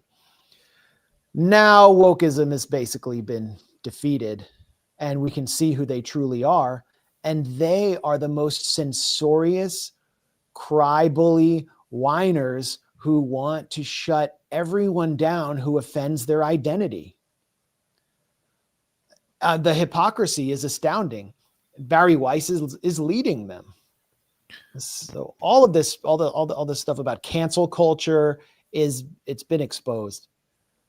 And they're also the most privileged people in the country. Another irony of this, and like, not only are they complete hypocrites in decrying identity politics and censorship, they're also doing it from the perches at the height of society. I mean, Barry Weiss now is literally in charge of CBS News because a billionaire gave that to her to crack down even more in defense of Israel. So it's irony upon irony. And on top of the fact that, as we talked about earlier, these are extremely fanatical, ethno-supremacist people who also claim to be against, ethno-chauvinism if it's coming from Muslims. These Zionists are far out in the lead on both the Christian right and, powerful establishment Jews like Barry Weiss when it comes to religious fanaticism. It's not even close. Yeah. So here's something that obviously Barry Weiss engineered for CBS News. One of the biggest victims of anti-Semitism in the U.S. One of the biggest victims of hate, someone who we all feel so sorry for, who's suffering so much. Dave Portnoy. We all love his pizza reviews, don't we? Occasionally you get a kike or Jew or whatever. It's every day now. Like, there's a definitive shift in what's going on. So yes, now I for me, being a Jewish person, like, you gotta step up. You're kind of someone people look up to in the Jewish community. You have to be like, all right, this is not normal, haha, with the guys. People are coming in with real hate. How do you explain that line to people? Isn't that the guy who attacked Ta-Nehisi Coates so he got promoted by Barry Weiss? Correct. His name was Tony something, and Tony he was Dupakali or whatever. Yeah, he was the guy who told Ta-Nehisi Coates that his book, which included a chapter about Israel and the genocide and the colonization of the West Bank, belongs in the backpack of some extremist, and basically told Ta-Nehisi Coates that he's like a Jew hater and is banned from polite society. Yeah. For writing a book where he went on like a tour of the West Bank. Yeah. And sometimes they always don't get Dave Portnoy is a hero. He's an absolute hero. He's suffering so much. And just last week, a man was arrested for using an anti-Semitic slur at Portnoy while he was taping a video in Mississippi. The success of Barstool and yourself is based on not being afraid to offend, right? Speech is speech, a joke is a joke. Do you see a connection between what you unleashed and what you now have to deal with? No. That's a good question. I think Barstool and myself has always had a pretty good moral compass. So we've never stood for hate or anything of that ilk. I mean, do I think that feminists should complain about a Diet Coke can being skinny and that somehow is like leading to an eating disorder by Diet Coke having a skinny can? That I think is crazy. And there are things that I think people get far too worked up, like he, she, verbs, like crazy to me. Making jokes that you are trying to hurt people's feelings and are based in hate, that's never flown with us. I never got it. Right. I mean, Dave Portnoy is he's losing his composure. Now, people have been everyone hates his pizza reviews, and he's kind of just like widely hated because he's a multimillionaire douchebag who's lost his sheen.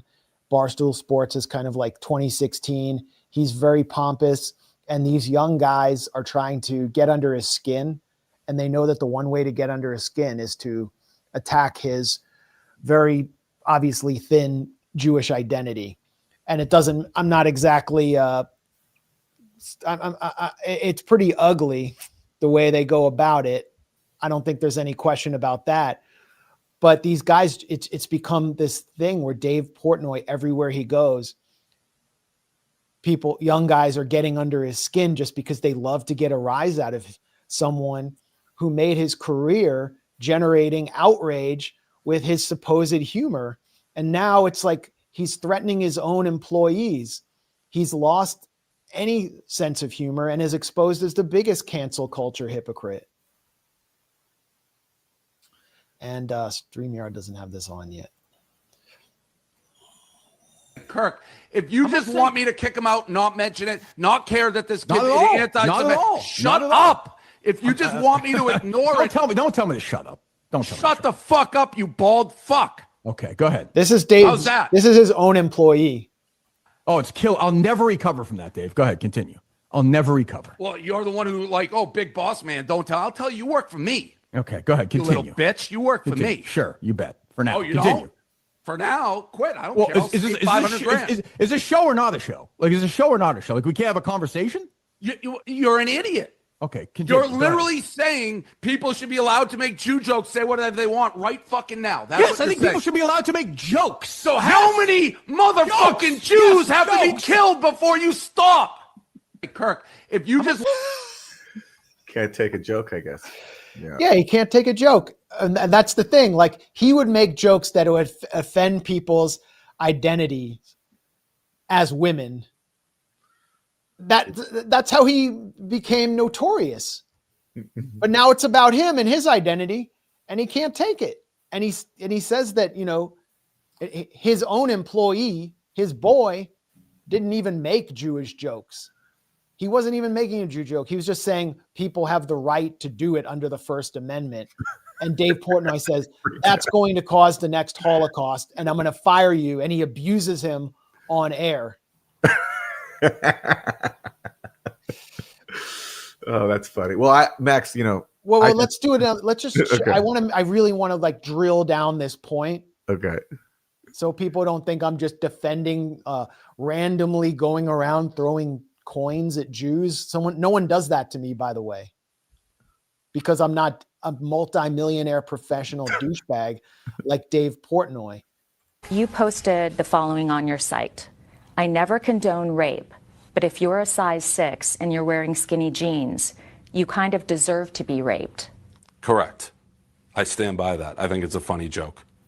You think rape is funny? No, I didn't say that. I think it's a funny joke. Do you understand how offensive that is? No, I obviously don't. You posted the following on your site. Jeez. I mean, it goes on and on and on. He posted a nude picture of Tom Brady's 2-year-old son back in 2002, and then made jokes about the size of his genitals and defended that over and over again. And he gets endorsements. I mean, he's a famous rich guy, and now he's playing the victim. He's playing like he's a Holocaust victim. He clearly offended that woman by saying women deserve to get raped if they wear a certain size dress. But now Dave Portnoy is Barry Weiss's perfect victim of anti-Jewish persecution. We all feel so sorry for him. This poor guy who's made millions of dollars promoting gambling so that downwardly mobile men can spend their paychecks gambling on sports and throw all their money away, and he could get rich off it. He's such an upside. He said, whoa, we're so moral. We're a moral company. You're promoting gambling. You're sick. You know, on the positive side, if these are the faces of Zionism, you know, the Dave Portnoys, the Barry Weisses, the Sarah Hurwitzes, the more they talk, the better it is. Like Sarah Hurwitz talking and just broadcasting her blinkered ethno-chauvinism and her, you know, genocidal beliefs that it's bad to teach the Holocaust to kids because they might think that it applies to Palestinians, that ultimately it's revealing to new audiences the real reality of Israel and of Zionism. And Barry Weiss as well, this unqualified opinion journalist being installed as the head of CBS News because of the billionaire owners who now control CBS News, and because of their desire to promote Israel. And Dave Portnoy too, the hypocrisy of him. If these are the faces of Zionism today, at least that serves the public function of showing people, more and more people, what Zionism, North American Zionism especially, really is. I didn't want to do Dave Portnoy, but it just flowed perfectly from Barry Weiss to Dave Portnoy. So yeah, that's what I mean, I could just go on. I mean, it's just endless with these characters. Like, don't people see what does 60 Minutes think they're doing? Like, does anyone watch that and say, oh, this Dave Portnoy person seems interesting. He seems like a upstanding figure in the Jewish community. It's terrible what's happening. No, everybody already knows what this is. Our brains have been smashed by TikTok too many times by walls of dead children. We know. Okay. 60 Minutes. It's like the $7,000 posts that it's all backfiring. It's all counterproductive. Do the one thing that would end anti-Semitism and dismantle Zionist political control over historic Palestine. And then I don't think we'll be dealing with this anymore. I feel like we should cover MTG quitting and bounce. Okay. What do you think? Yeah, well, sure. I mean, it fits in with what we've been covering. So sure. Yeah. Some people think I'm happy with my chair in the comments. I got like a headrest because it's like we do these long streams and I thought, you know, my neck started to hurt. But Anya thinks I look like Stephen Hawking now. Except I've never been. You do a good Stephen Hawking impression in your stand-up set. So that's ableist. Sorry. Yeah. Well, it's a great joke that you do. But people will have to come see you live on the stand-up circuit to catch that one, I guess. Sorry, we don't have time for Olivia Newsy and Ryan Lizza and RFK, but RFK was part of the Epstein Stephen Hawking bit. I think there's a conspiracy theory that, by the way, Stephen Hawking's faking it. I've seen that going around. Like, no one believes anything anymore. So now it's terrible. All right, let's do Marjorie Taylor. Anyway, like this doesn't it doesn't work. It's like I look weird. I look like I'm like it should be up more, like a gamer chair, like the Kyle Kulinski chair, but it just isn't working for me. So no, I'm not loving my chair. So moving along to MTG suddenly retiring or announcing that she's quitting the House of Representatives. I don't know if we should play her statement because it's like 10 minutes long. Let's play some of it. I have it. All right, go for it. Americans are used by the political industrial complex of both political parties, election cycle after election cycle, in order to elect whichever side can convince Americans to hate the other side more. And the results are always the same. No matter which way the political pendulum swings, Republican or Democrat, nothing ever gets better for the common American man or woman. The debt goes higher, corporate and global interests remain Washington's sweethearts, American jobs continue to be replaced, whether it's by illegal labor or legal labor by visas or just shipped overseas.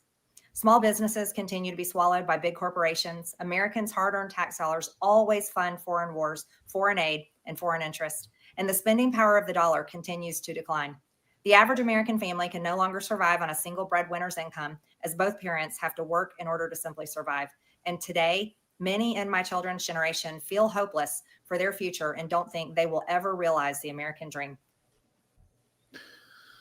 And this comes after, Trump attacked her and called her Marjorie Trader Green because she broke with him over many issues, including the release of the so-called Epstein files, and also because she broke with him over Israel and became the first Republican to call Gaza for what it is, a genocide, and said, she actually wanted to uphold America first, not Israel first.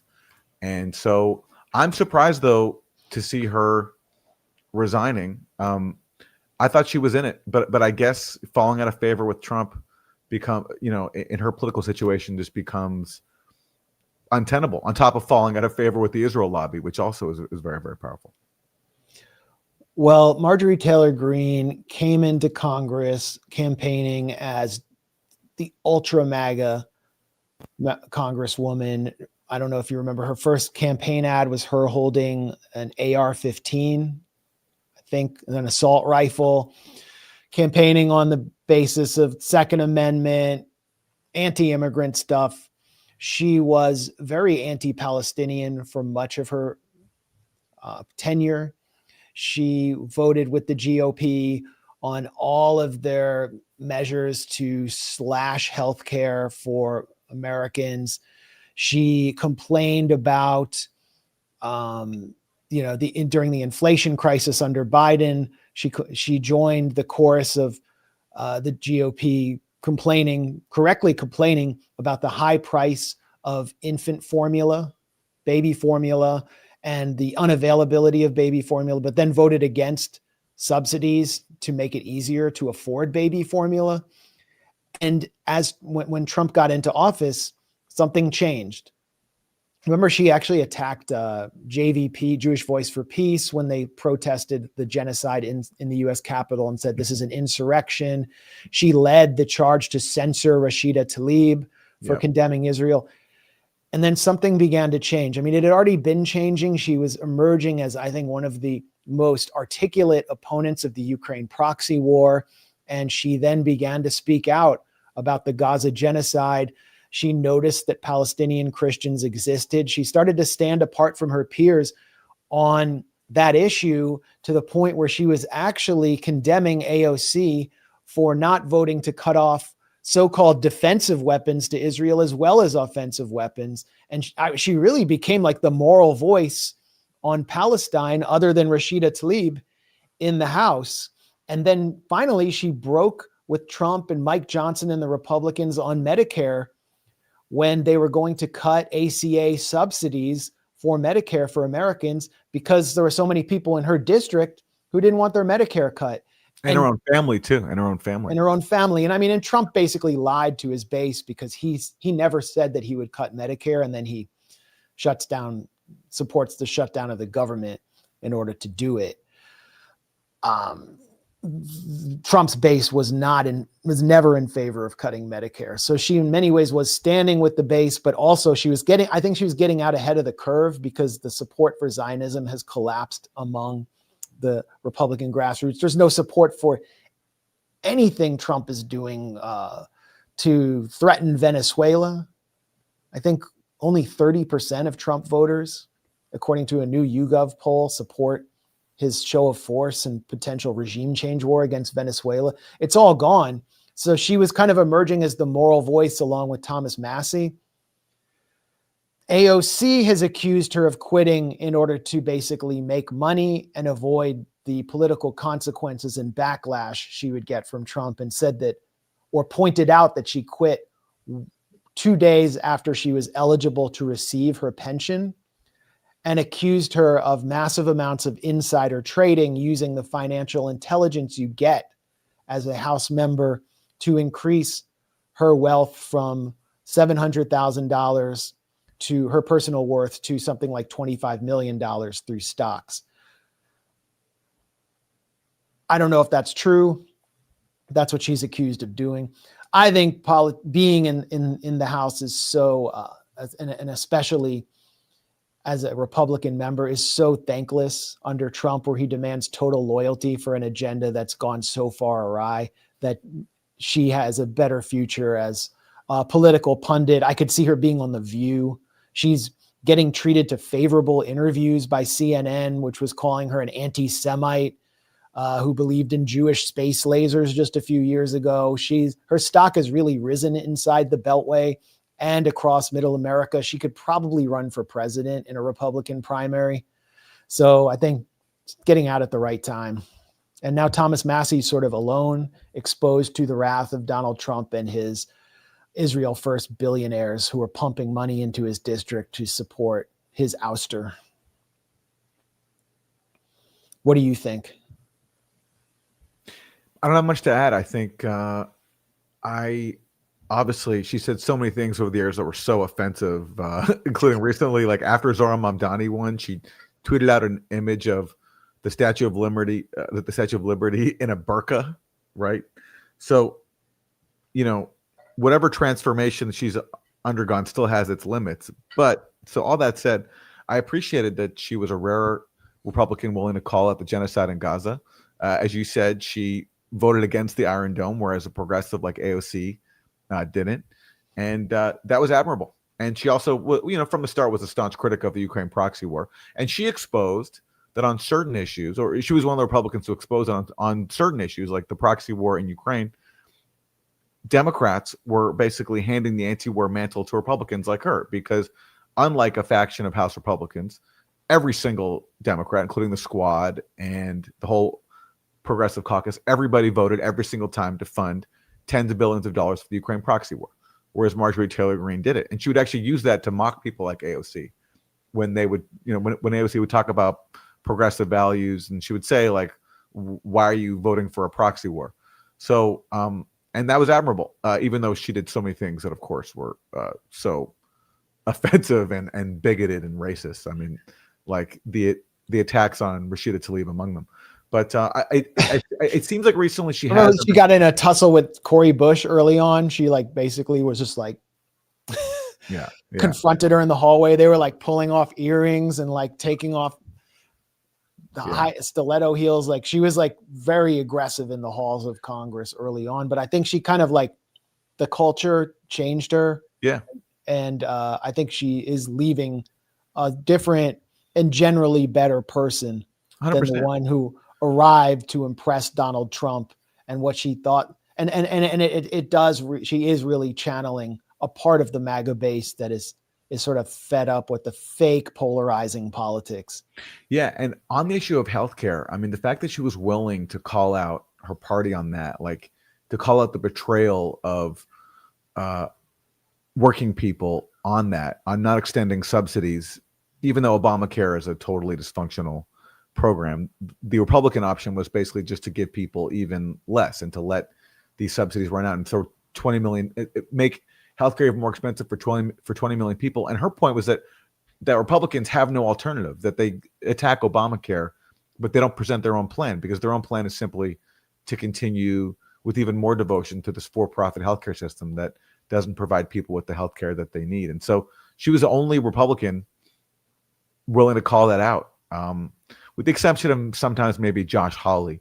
I think that was really admirable, and along with everything she did on the Gaza genocide. But I guess, if you go against the Godfather, if you go against Trump, it's really difficult to survive, especially if you're also going against Israel. And yeah, it was time for her to bow out. Yeah, she'll be better off. She was about to get murked, or should I say kirked? I don't know. It's not a situation that I would want to be in. I don't know what it's like to be under that kind of pressure, especially from someone who essentially made you. Mm-hmm. And now we're still in the golden age. It's Trump's golden age. It's all collapsing and being exposed for what we saw at the Kennedy Center, where Elon Musk promised to end poverty through AI. You know, the heads, all the AI warlords were there at the Saudi U.S. Investment Forum to plead for MBS and his public investment fund, which is actually not as flush as we thought, to pump their AI companies full of liquid so they can continue to build new data centers and power the future to end poverty, which will actually wind up unemploying masses of Americans. And I don't know, maybe Sam Altman's plans for UBI will save them from complete poverty and being liquidated like the surplus humanity of the Rust Belt that was outsourced after NAFTA was through the opioid crisis. But I don't think so. And maybe MBS's petrodollars will prevent the bubble from popping sooner than it would have. But I think actually what it's done is inflated the bubble. That's the golden age. That's what this whole administration is about. It's about enriching a small class of loyal oligarchic cronies and imposing a regime of terror on the rest of masses, including some of the figures who made MAGA what it was, Thomas Massey and Marjorie Taylor Greene. And betraying promises like being against endless war. And on that front, we haven't talked about Venezuela yet. So should we talk about that briefly? Just what's the latest in Trump's ongoing saber rattling? Yeah, I kind of skipped over that one because we got so caught up in our weekly segment of, psychotic Zionists. But, the Venezuela campaign seems to be stalled right now. I don't know if Trump has decided what to do. Marco Rubio, his entire career rests on this. And if Trump doesn't authorize a regime change war, Rubio looks terrible. And if he does, I think Venezuela becomes a Libya in the Western Hemisphere. And there's now enormous amounts of pressure to try to tip the scales. And you have figures who were in the first Trump administration, like Marshall Billingsley, who was in the, I think, State Department, Treasury Department. And his job was mainly to help devise sanctions and financially destroy Venezuela to fuel the waves of migrants to the U.S. This is what Marshall Billingsley's up to. I mean, this guy is a real warmonger who was also in the George W. Bush administration, is one of the neocons who infested the foreign policy bureaucracy of Trump. And what's he doing here? I mean, he's just tweeting images of buildings. Well, this is the Simon Bolivar Clinic of Caracas. It's a hospital. I think you can understand what he's doing here. The rumor is that Nicolas Maduro and his wife, Celia Flores are occupying an entire floor of this clinic, and Marshall Billingsley's calling in U.S. Tomahawk airstrikes to kill them and bomb a hospital Israeli style. I mean, this is the sickness of the advocates of this psychotic regime change war against a country that poses no threat to the United States. I know of Billingsley because he was in charge of arms control under the first Trump administration. Right. And he basically helped kill the INF treaty, which Trump withdrew from, and also helped ignore the expiration of the New START treaty, which is the last remaining treaty limiting the stockpiles of the U.S. and Russia, which Biden actually saved after he came into office at the very last minute. So no surprise that he's continuing his like hegemonic commitments in Latin America, where Venezuela now is the number one target. Billingsley actually let the cat out of the bag, testifying. He's at the Hudson Institute, a neocon think tank in DC, and he testified before Congress in October. His testimony focused on Venezuela being this major drug export capital, but also that Hezbollah was based in Venezuela. This is one of the major talking points of the neocons, because they want to convince Americans that somehow Venezuela threatens them, although we've never been attacked by Hezbollah. I think we were attacked by another according to official reports, the U.S. was attacked by another organization which now controls Syria, but that's a subject for another day. That has fostered the socialist plague that has spread across Latin America. It's the Venezuelans. It's corrupt, dirty Venezuelan money that underwrote the Petro campaign. They funneled money into Mexico. They funneled money into Brazil. Once we have democracy restored in Venezuela, all of that subversion money that has been underwriting the socialist campaigns around the region dries up. So does the oil revenues to the Cuban regime, all of the support to the Nicaraguans. We forget about what Ortega is doing to the Nicaraguan. So essentially, this isn't about terrorism, narco-terrorism. This isn't about drugs. It's about destroying the Latin American left. And not just in Cuba and Nicaragua, but in Brazil and Mexico, where Mexican President Claudia Sheinbaum is facing right-wing protests dressed up as a Gen Z revolution, which are just astroturfed, oligarch-funded protests where they're chanting against her being Jewish, but the ADL doesn't care because she's supportive of Palestine. You get the point. This is about geopolitics. It's about neocon control. It's about taking the PNAC clean break document program for the Middle East and applying it to the Western Hemisphere. And it starts with Venezuela, because Venezuela has been an economic engine through ALBA in sustaining other left-wing and progressive governments in Latin America. And that's what Marshall Billingsley's in it for.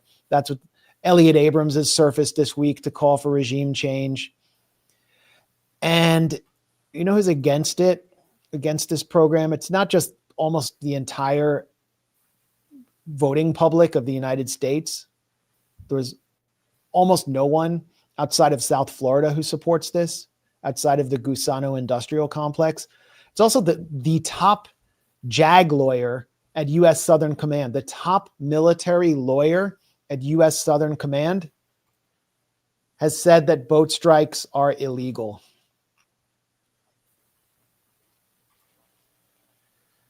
Six sources told NBC News that the top JAG lawyer weighed in on the boat strikes and said, and other military lawyers are saying that they're illegal, have expressed concerns to senior officials in their commands and at the Defense Department about the legality of the strikes. These strikes, by the way, have killed close to 80 people. We don't really know who they are. They're on small boats that cannot possibly reach the United States. Some of the boats have 11 to 13 people. You would think that you would not want to take that many people if you want to maximize the drug supply. No due process. The JAG at Southern Command specifically expressed concern that strikes against people on boats in the Caribbean Sea and Eastern Pacific, whom administration officials call narco-terrorists, could amount to extrajudicial killings and therefore legally expose service members involved in the operations, legally expose them to war crimes charges. That's pretty significant. And the head of Southern Command, the top general in charge, his name is Alvin Halsey, is on his way out. He's leaving because he objects to Pete Hegseth's policy. So the top general and the top lawyer at Southern Command, which is in charge of carrying out orders for Trump Rubio on Venezuela, opposed the policy.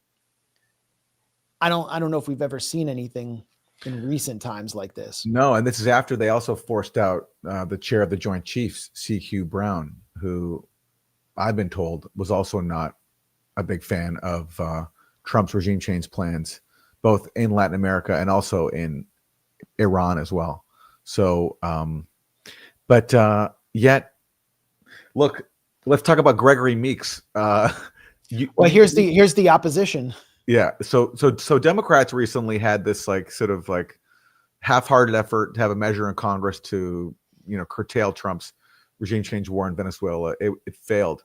And Gregory Meeks, who helped lead that effort, he went and had a friendly chat with the U.S. government-funded Venezuelan opposition figure and recent Nobel Peace Prize winner who Trump wants to install after overthrowing Maduro.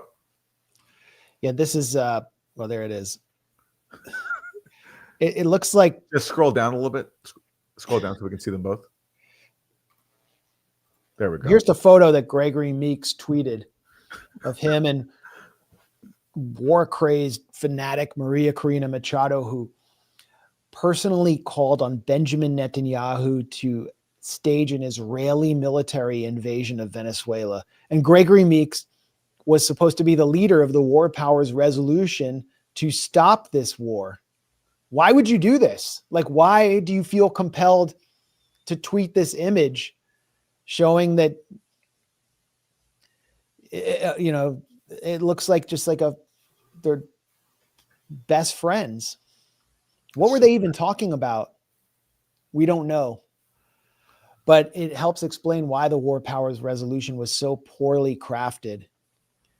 And it was sponsored by other Democratic war hawks like Jason Crow. Remember, Jason Crow joined with Liz Cheney to sponsor the resolution attempting to prevent any withdrawal from Afghanistan, permanent U.S. occupation of Afghanistan. These are the Democrats on the Foreign Affairs Committee in the House. It's so embarrassing. It's just so embarrassing. But it's pure Democrat. It's so classic.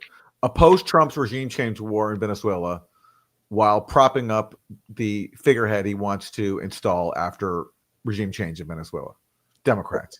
Yeah. Oppose it just enough for it not to work. Yeah. Well, it's the same way it's the same way they engineered the end of the government shutdown, where they take a few Democrats who are resigning and a few others who aren't up for re-election until like 2030. So no one will remember that they did this, and have them vote to end the shutdown. And then the leadership complains and said, Chuck Schumer's like, well, I was against it. I personally oppose it. I just didn't whip them or threaten them in any way. You know what also reminds me of? It reminds me of the people who attack us and smear us for exposing regime change propaganda, and who themselves parrot regime change propaganda while still claiming that they oppose regime change. So they prop up the talking points of the regime change campaign that they claim to oppose, and that's what Democrats are doing. They all run the ball to the 1 yard line. Yeah. And then they're like, no, you got to kick a field goal. You can't ram it in. It's what they did on Syria. The Democrats, every think tank, most of the institutional left supported crippling Venezuela financially, attacked the Bolivarian revolution in one way or another. They all did. They all got in on it in one way or another. Jacobin used to run these articles by this demented Trotskyist whose name was like Mike Gonzalez, just week after week attacking Venezuela. They ran an article attacking Telesur and Jacobin that show they're the good, social Democrats, or they're democratic socialists. They're not, the bad Marxist Leninists. And now, they're publishing great stuff opposing this war. And I think it's been educational for a lot of them on the left, but the Democrats haven't learned anything. Yeah. And again, going back to Ukraine, Ted Lieu, he's challenging Trump right now by urging Zelensky to ignore the U.S. peace plan and wait for Democrats to win the midterms.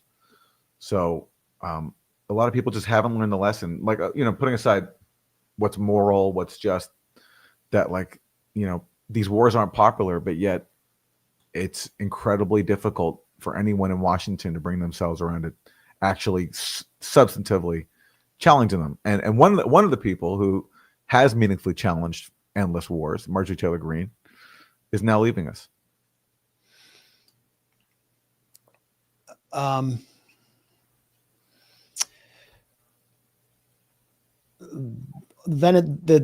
Venezuela, the looming Venezuela war, I don't think is getting enough attention.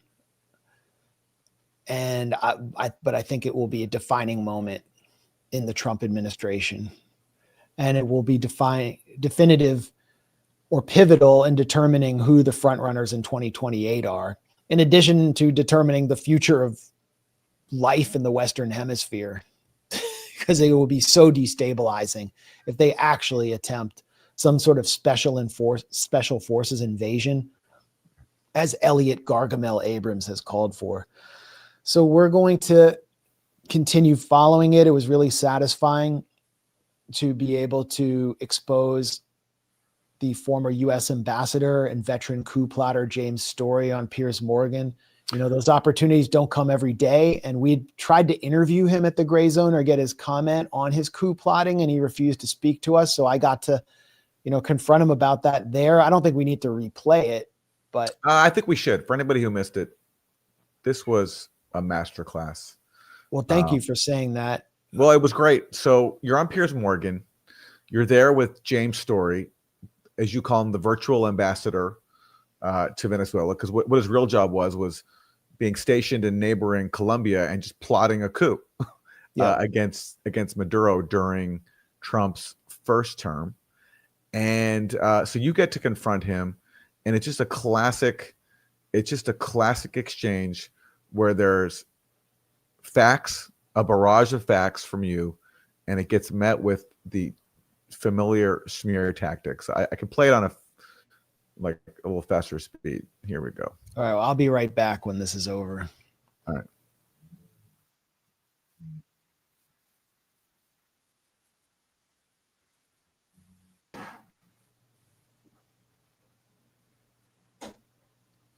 Let's do that again. Here we go.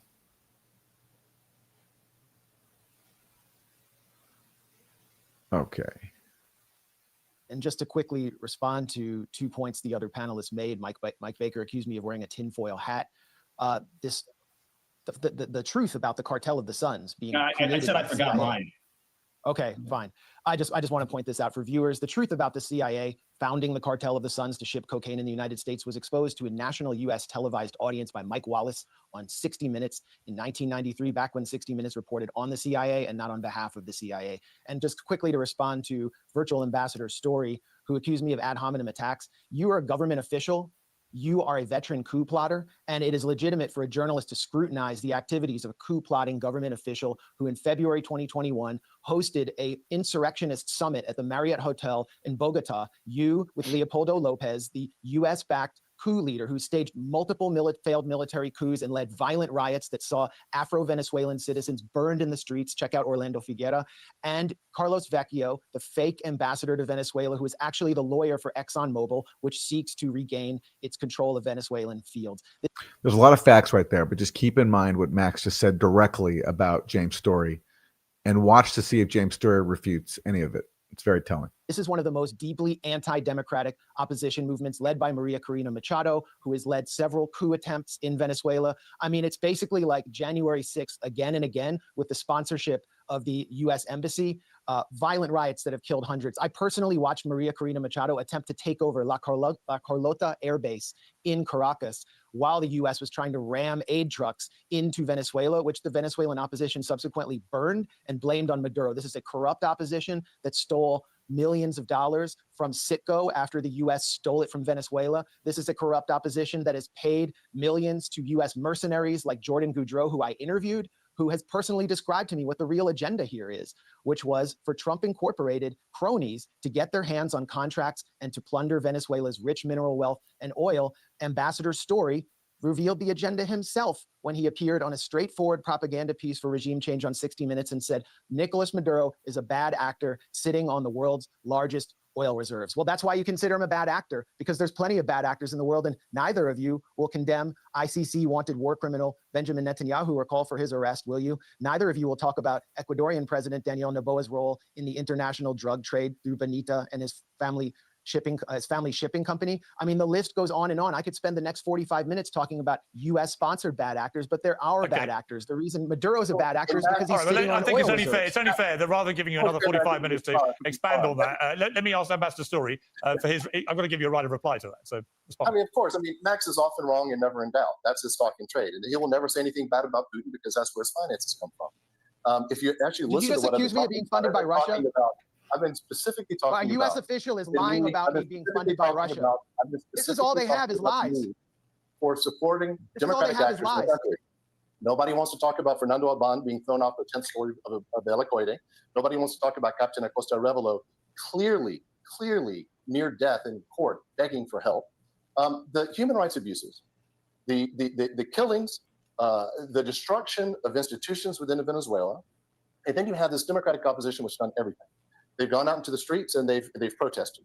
They've run in elections. They've won elections. They've negotiated with military coups. They've organized coups. At the end of all of this, they win an election, and that's still not good enough for people. So I'm going to stick with the Venezuelan people, and the Venezuelan people voted him out of office, and I believe he should be gone. I mean, incredible. You made very specific claims about him meeting with insurrectionists, about a corrupt opposition, and he doesn't address any of that. He lies and says you're funded by Russia, which is just like the familiar tried and tested smear tactic we've seen so many times. Okay, so he just outright lies, and then he deflects. It's an incredible exchange, and he just can't handle the barrage of facts that you've leveled at him, which is backed up by all the reporting you've done, including on the ground in Venezuela. It's an incredible exchange. Well, it's what happens when I get the opportunity or you get the opportunity to confront power, and it doesn't come very often. A lot of the Piers Morgan debates have been poisonous and have actually served power in a lot of ways. But there are these, but it also is one of the few shows that offers these opportunities.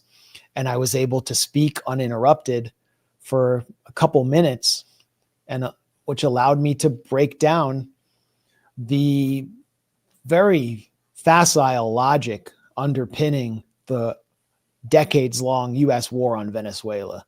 And it's something we've been covering for years at the Grayzone, so it's familiar to me.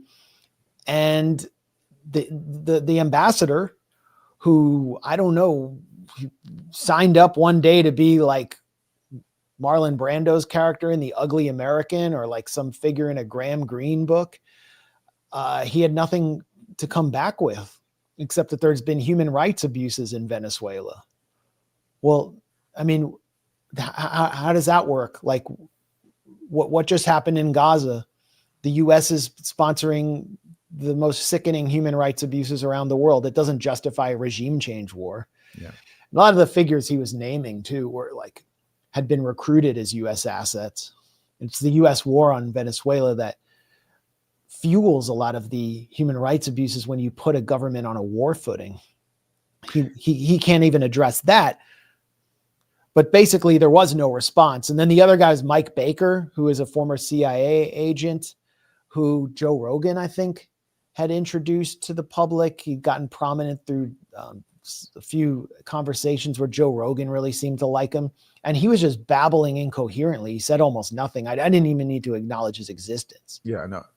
He said nothing. He tried to make what he thought was a great line about a tinfoil hat, as if thinking that landed, when again, he's not saying anything. The one other point that Story makes that I want to address, he talks about elections in Venezuela. I think if you're part of a government that has spent more than 2 decades trying to undermine democracy in Venezuela, trying to reverse the results of multiple elections, the first elections that elected Chavez, and then the elections that elected Maduro, which have been certified to be fair. I'm not talking about the most recent one. I'm talking about multiple elections that were certified by everyone in the world to be free and fair.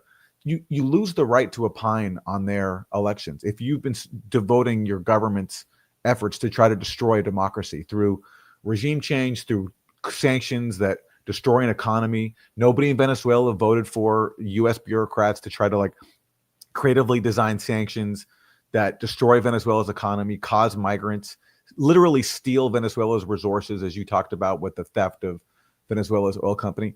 When you've been engaging in trying to destroy a democracy and reverse the results of their elections, you lose the right to opine on their elections. Like you just do. You just do. Yeah, and I mean, if a stolen election justifies a regime change war, then the United States should have suffered that after the 2000 election, which was clearly stolen in broad daylight by George W. Bush. I mean, it was the most obvious stolen election I've ever seen. Ecuador's election was just stolen, by the way, by Daniel Noboa. Honduras election, the Honduras 2017 election, was stolen by Juan Orlando Hernandez. And in every case, when these Latin American elections are stolen by a U.S. puppet, the U.S. and the EU and the OAS rush to affirm the rush to affirm the elections as clean and legitimate before there can even be a recount. Yeah. So it's just absurd. And they're not, through the U.S. escalation, it's preventing any possibility for healing in Venezuela after years of polarization and political warfare inside the country. There's no possibility right now of transitioning to a kind of Venezuela where the Chavista movement can still exist and put forward a program in a kind of democratic setting against a real patriotic opposition. It's because of the U.S. It's because of the Yankees to the north that this kind of normal political process is impossible. The 2024 presidential election was imposed on Venezuela.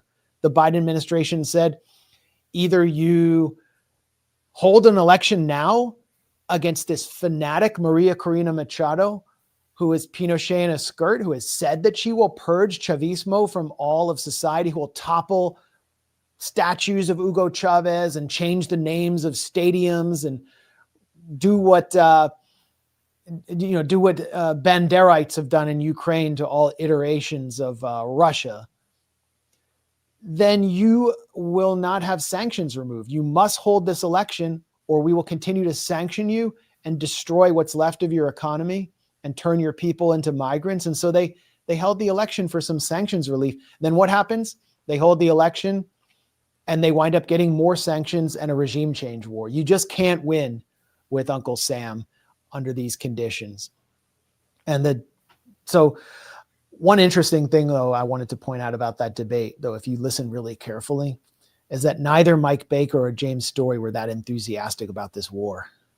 There are very few people who are enthusiastic about the war who are not like South Florida gusanos, who have like this deep ideological commitment to mass murdering leftists in Latin America, who they hold responsible for like taking their grandfather's sugar plantation or whatever, or, you know, it's like a vicious civil war playing out, but from their base in South Florida, in which the entire Southern Command of the U.S. military and the largest aircraft carrier has to be delegated and deployed for their passions, which come from another country. So basically, the U.S. military is fighting a civil war on behalf of the Venezuelan and Cuban opposition. It's sick, and it needs to be called out for what it is. Well, you certainly called it out in Someone epic said, what fashion. war am I talking about? Popping some drug boats? No, the popping the drug boats is just the pretext for the coming war. And and it's a hybrid war. It's an economic war. It's a political war, sabotage, and it could soon be a conventional war. Anyway, you were saying. Well, yeah, just you called it out in epic fashion on Piers Morgan. That was great to see. I hope you get more opportunities. Thank you. To do that. You opened up the door. You were in some of the seminal debates calling Shmuley Boteach a Nazi. Yes. I blazed the path. And all right. And I should also thank Katie Halper, who helped get me on there too. Nice. And finally, Venezuela. We're talking Venezuela. The best book is Corporate Coup by Anya Parampil. If you want to understand why this is happening, if you want to understand what this war is about and how financial warfare can be as damaging to a country as bombing, read this book. I mean, the thesis is playing out before our eyes, and we're hoping to get Anya on a Piers Morgan debate. And you're actually doing a debate in New York City soon, I think, right? How did you hear about that? I heard it from a very direct source. Okay, because I haven't seen it promoted yet, and I still don't know if it's going down. Okay, well, stay tuned for Max most likely doing an in-person debate in New York City on December 2nd on the topic of Venezuela. Supposedly, I'm going to be debating one of the more prominent opposition-aligned journalists. Okay. In New York. I don't know if it's going to happen, though. I haven't heard anything about it since I agreed. Gotcha. But if it is, we'll be promoting it just as I promote my very close colleague's book. But I mean, Corporate Coup. I wouldn't promote it if it wasn't the most on point book about what's happening. It's really good right now. Yeah. It's like one of the most serious financial crimes of our time, the theft of Citgo and how that figures into the regime change war in Venezuela. And we might be able to publish a follow-up book to that fairly soon. Very nice. I'll let you know. Hopefully my book will come out before. I think I might beat you. Oh man, that'd be. But it's going to be a slim book. It's I not got going to you. be like your book's going to be like magisterial. Yes, well, Anya's book is so good. It's essential to understanding what's happening in Venezuela. The corporate coup. Pick it up. Let's wrap it there. This is a great stream. We just hit 18,000 viewers, so we got to wrap it there. All right. Yeah, great job. This was a longer stream than usual, but we had a lot to talk about. By the book. Thanks a lot to Eric T. Red for helping us moderate the chat. Subscribe to the Grayzone. There's a new way to support us. If you want to support us, if not, I'm going to have to go the Jimmy Story route.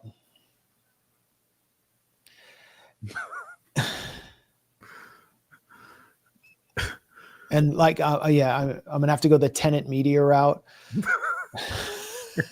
People were so hopeful that the Tenant Media thing was going to finally expose us as being funded in their, to confirm their fantasies by Russia. I'm sorry that didn't work out for them. No, we were producing way too much content for much less than they were getting, than Benny Johnson was getting. But yeah, we are supported by people like you. So thank you all for your support, for your moral support. Like this stream, and definitely subscribe to Substack if you haven't done that yet, because you'll get all of our work in your inbox when it comes out. And we have we have a lot more coming this week. I think we're going to be covering the Honduran elections, which aren't getting enough press, but the U.S. is trying to swing an election there against the left-wing president, Xiomara Castro. And there's a lot of interference going on. So look for that. And I think we might also have some more about the Jonathan Pollard affair.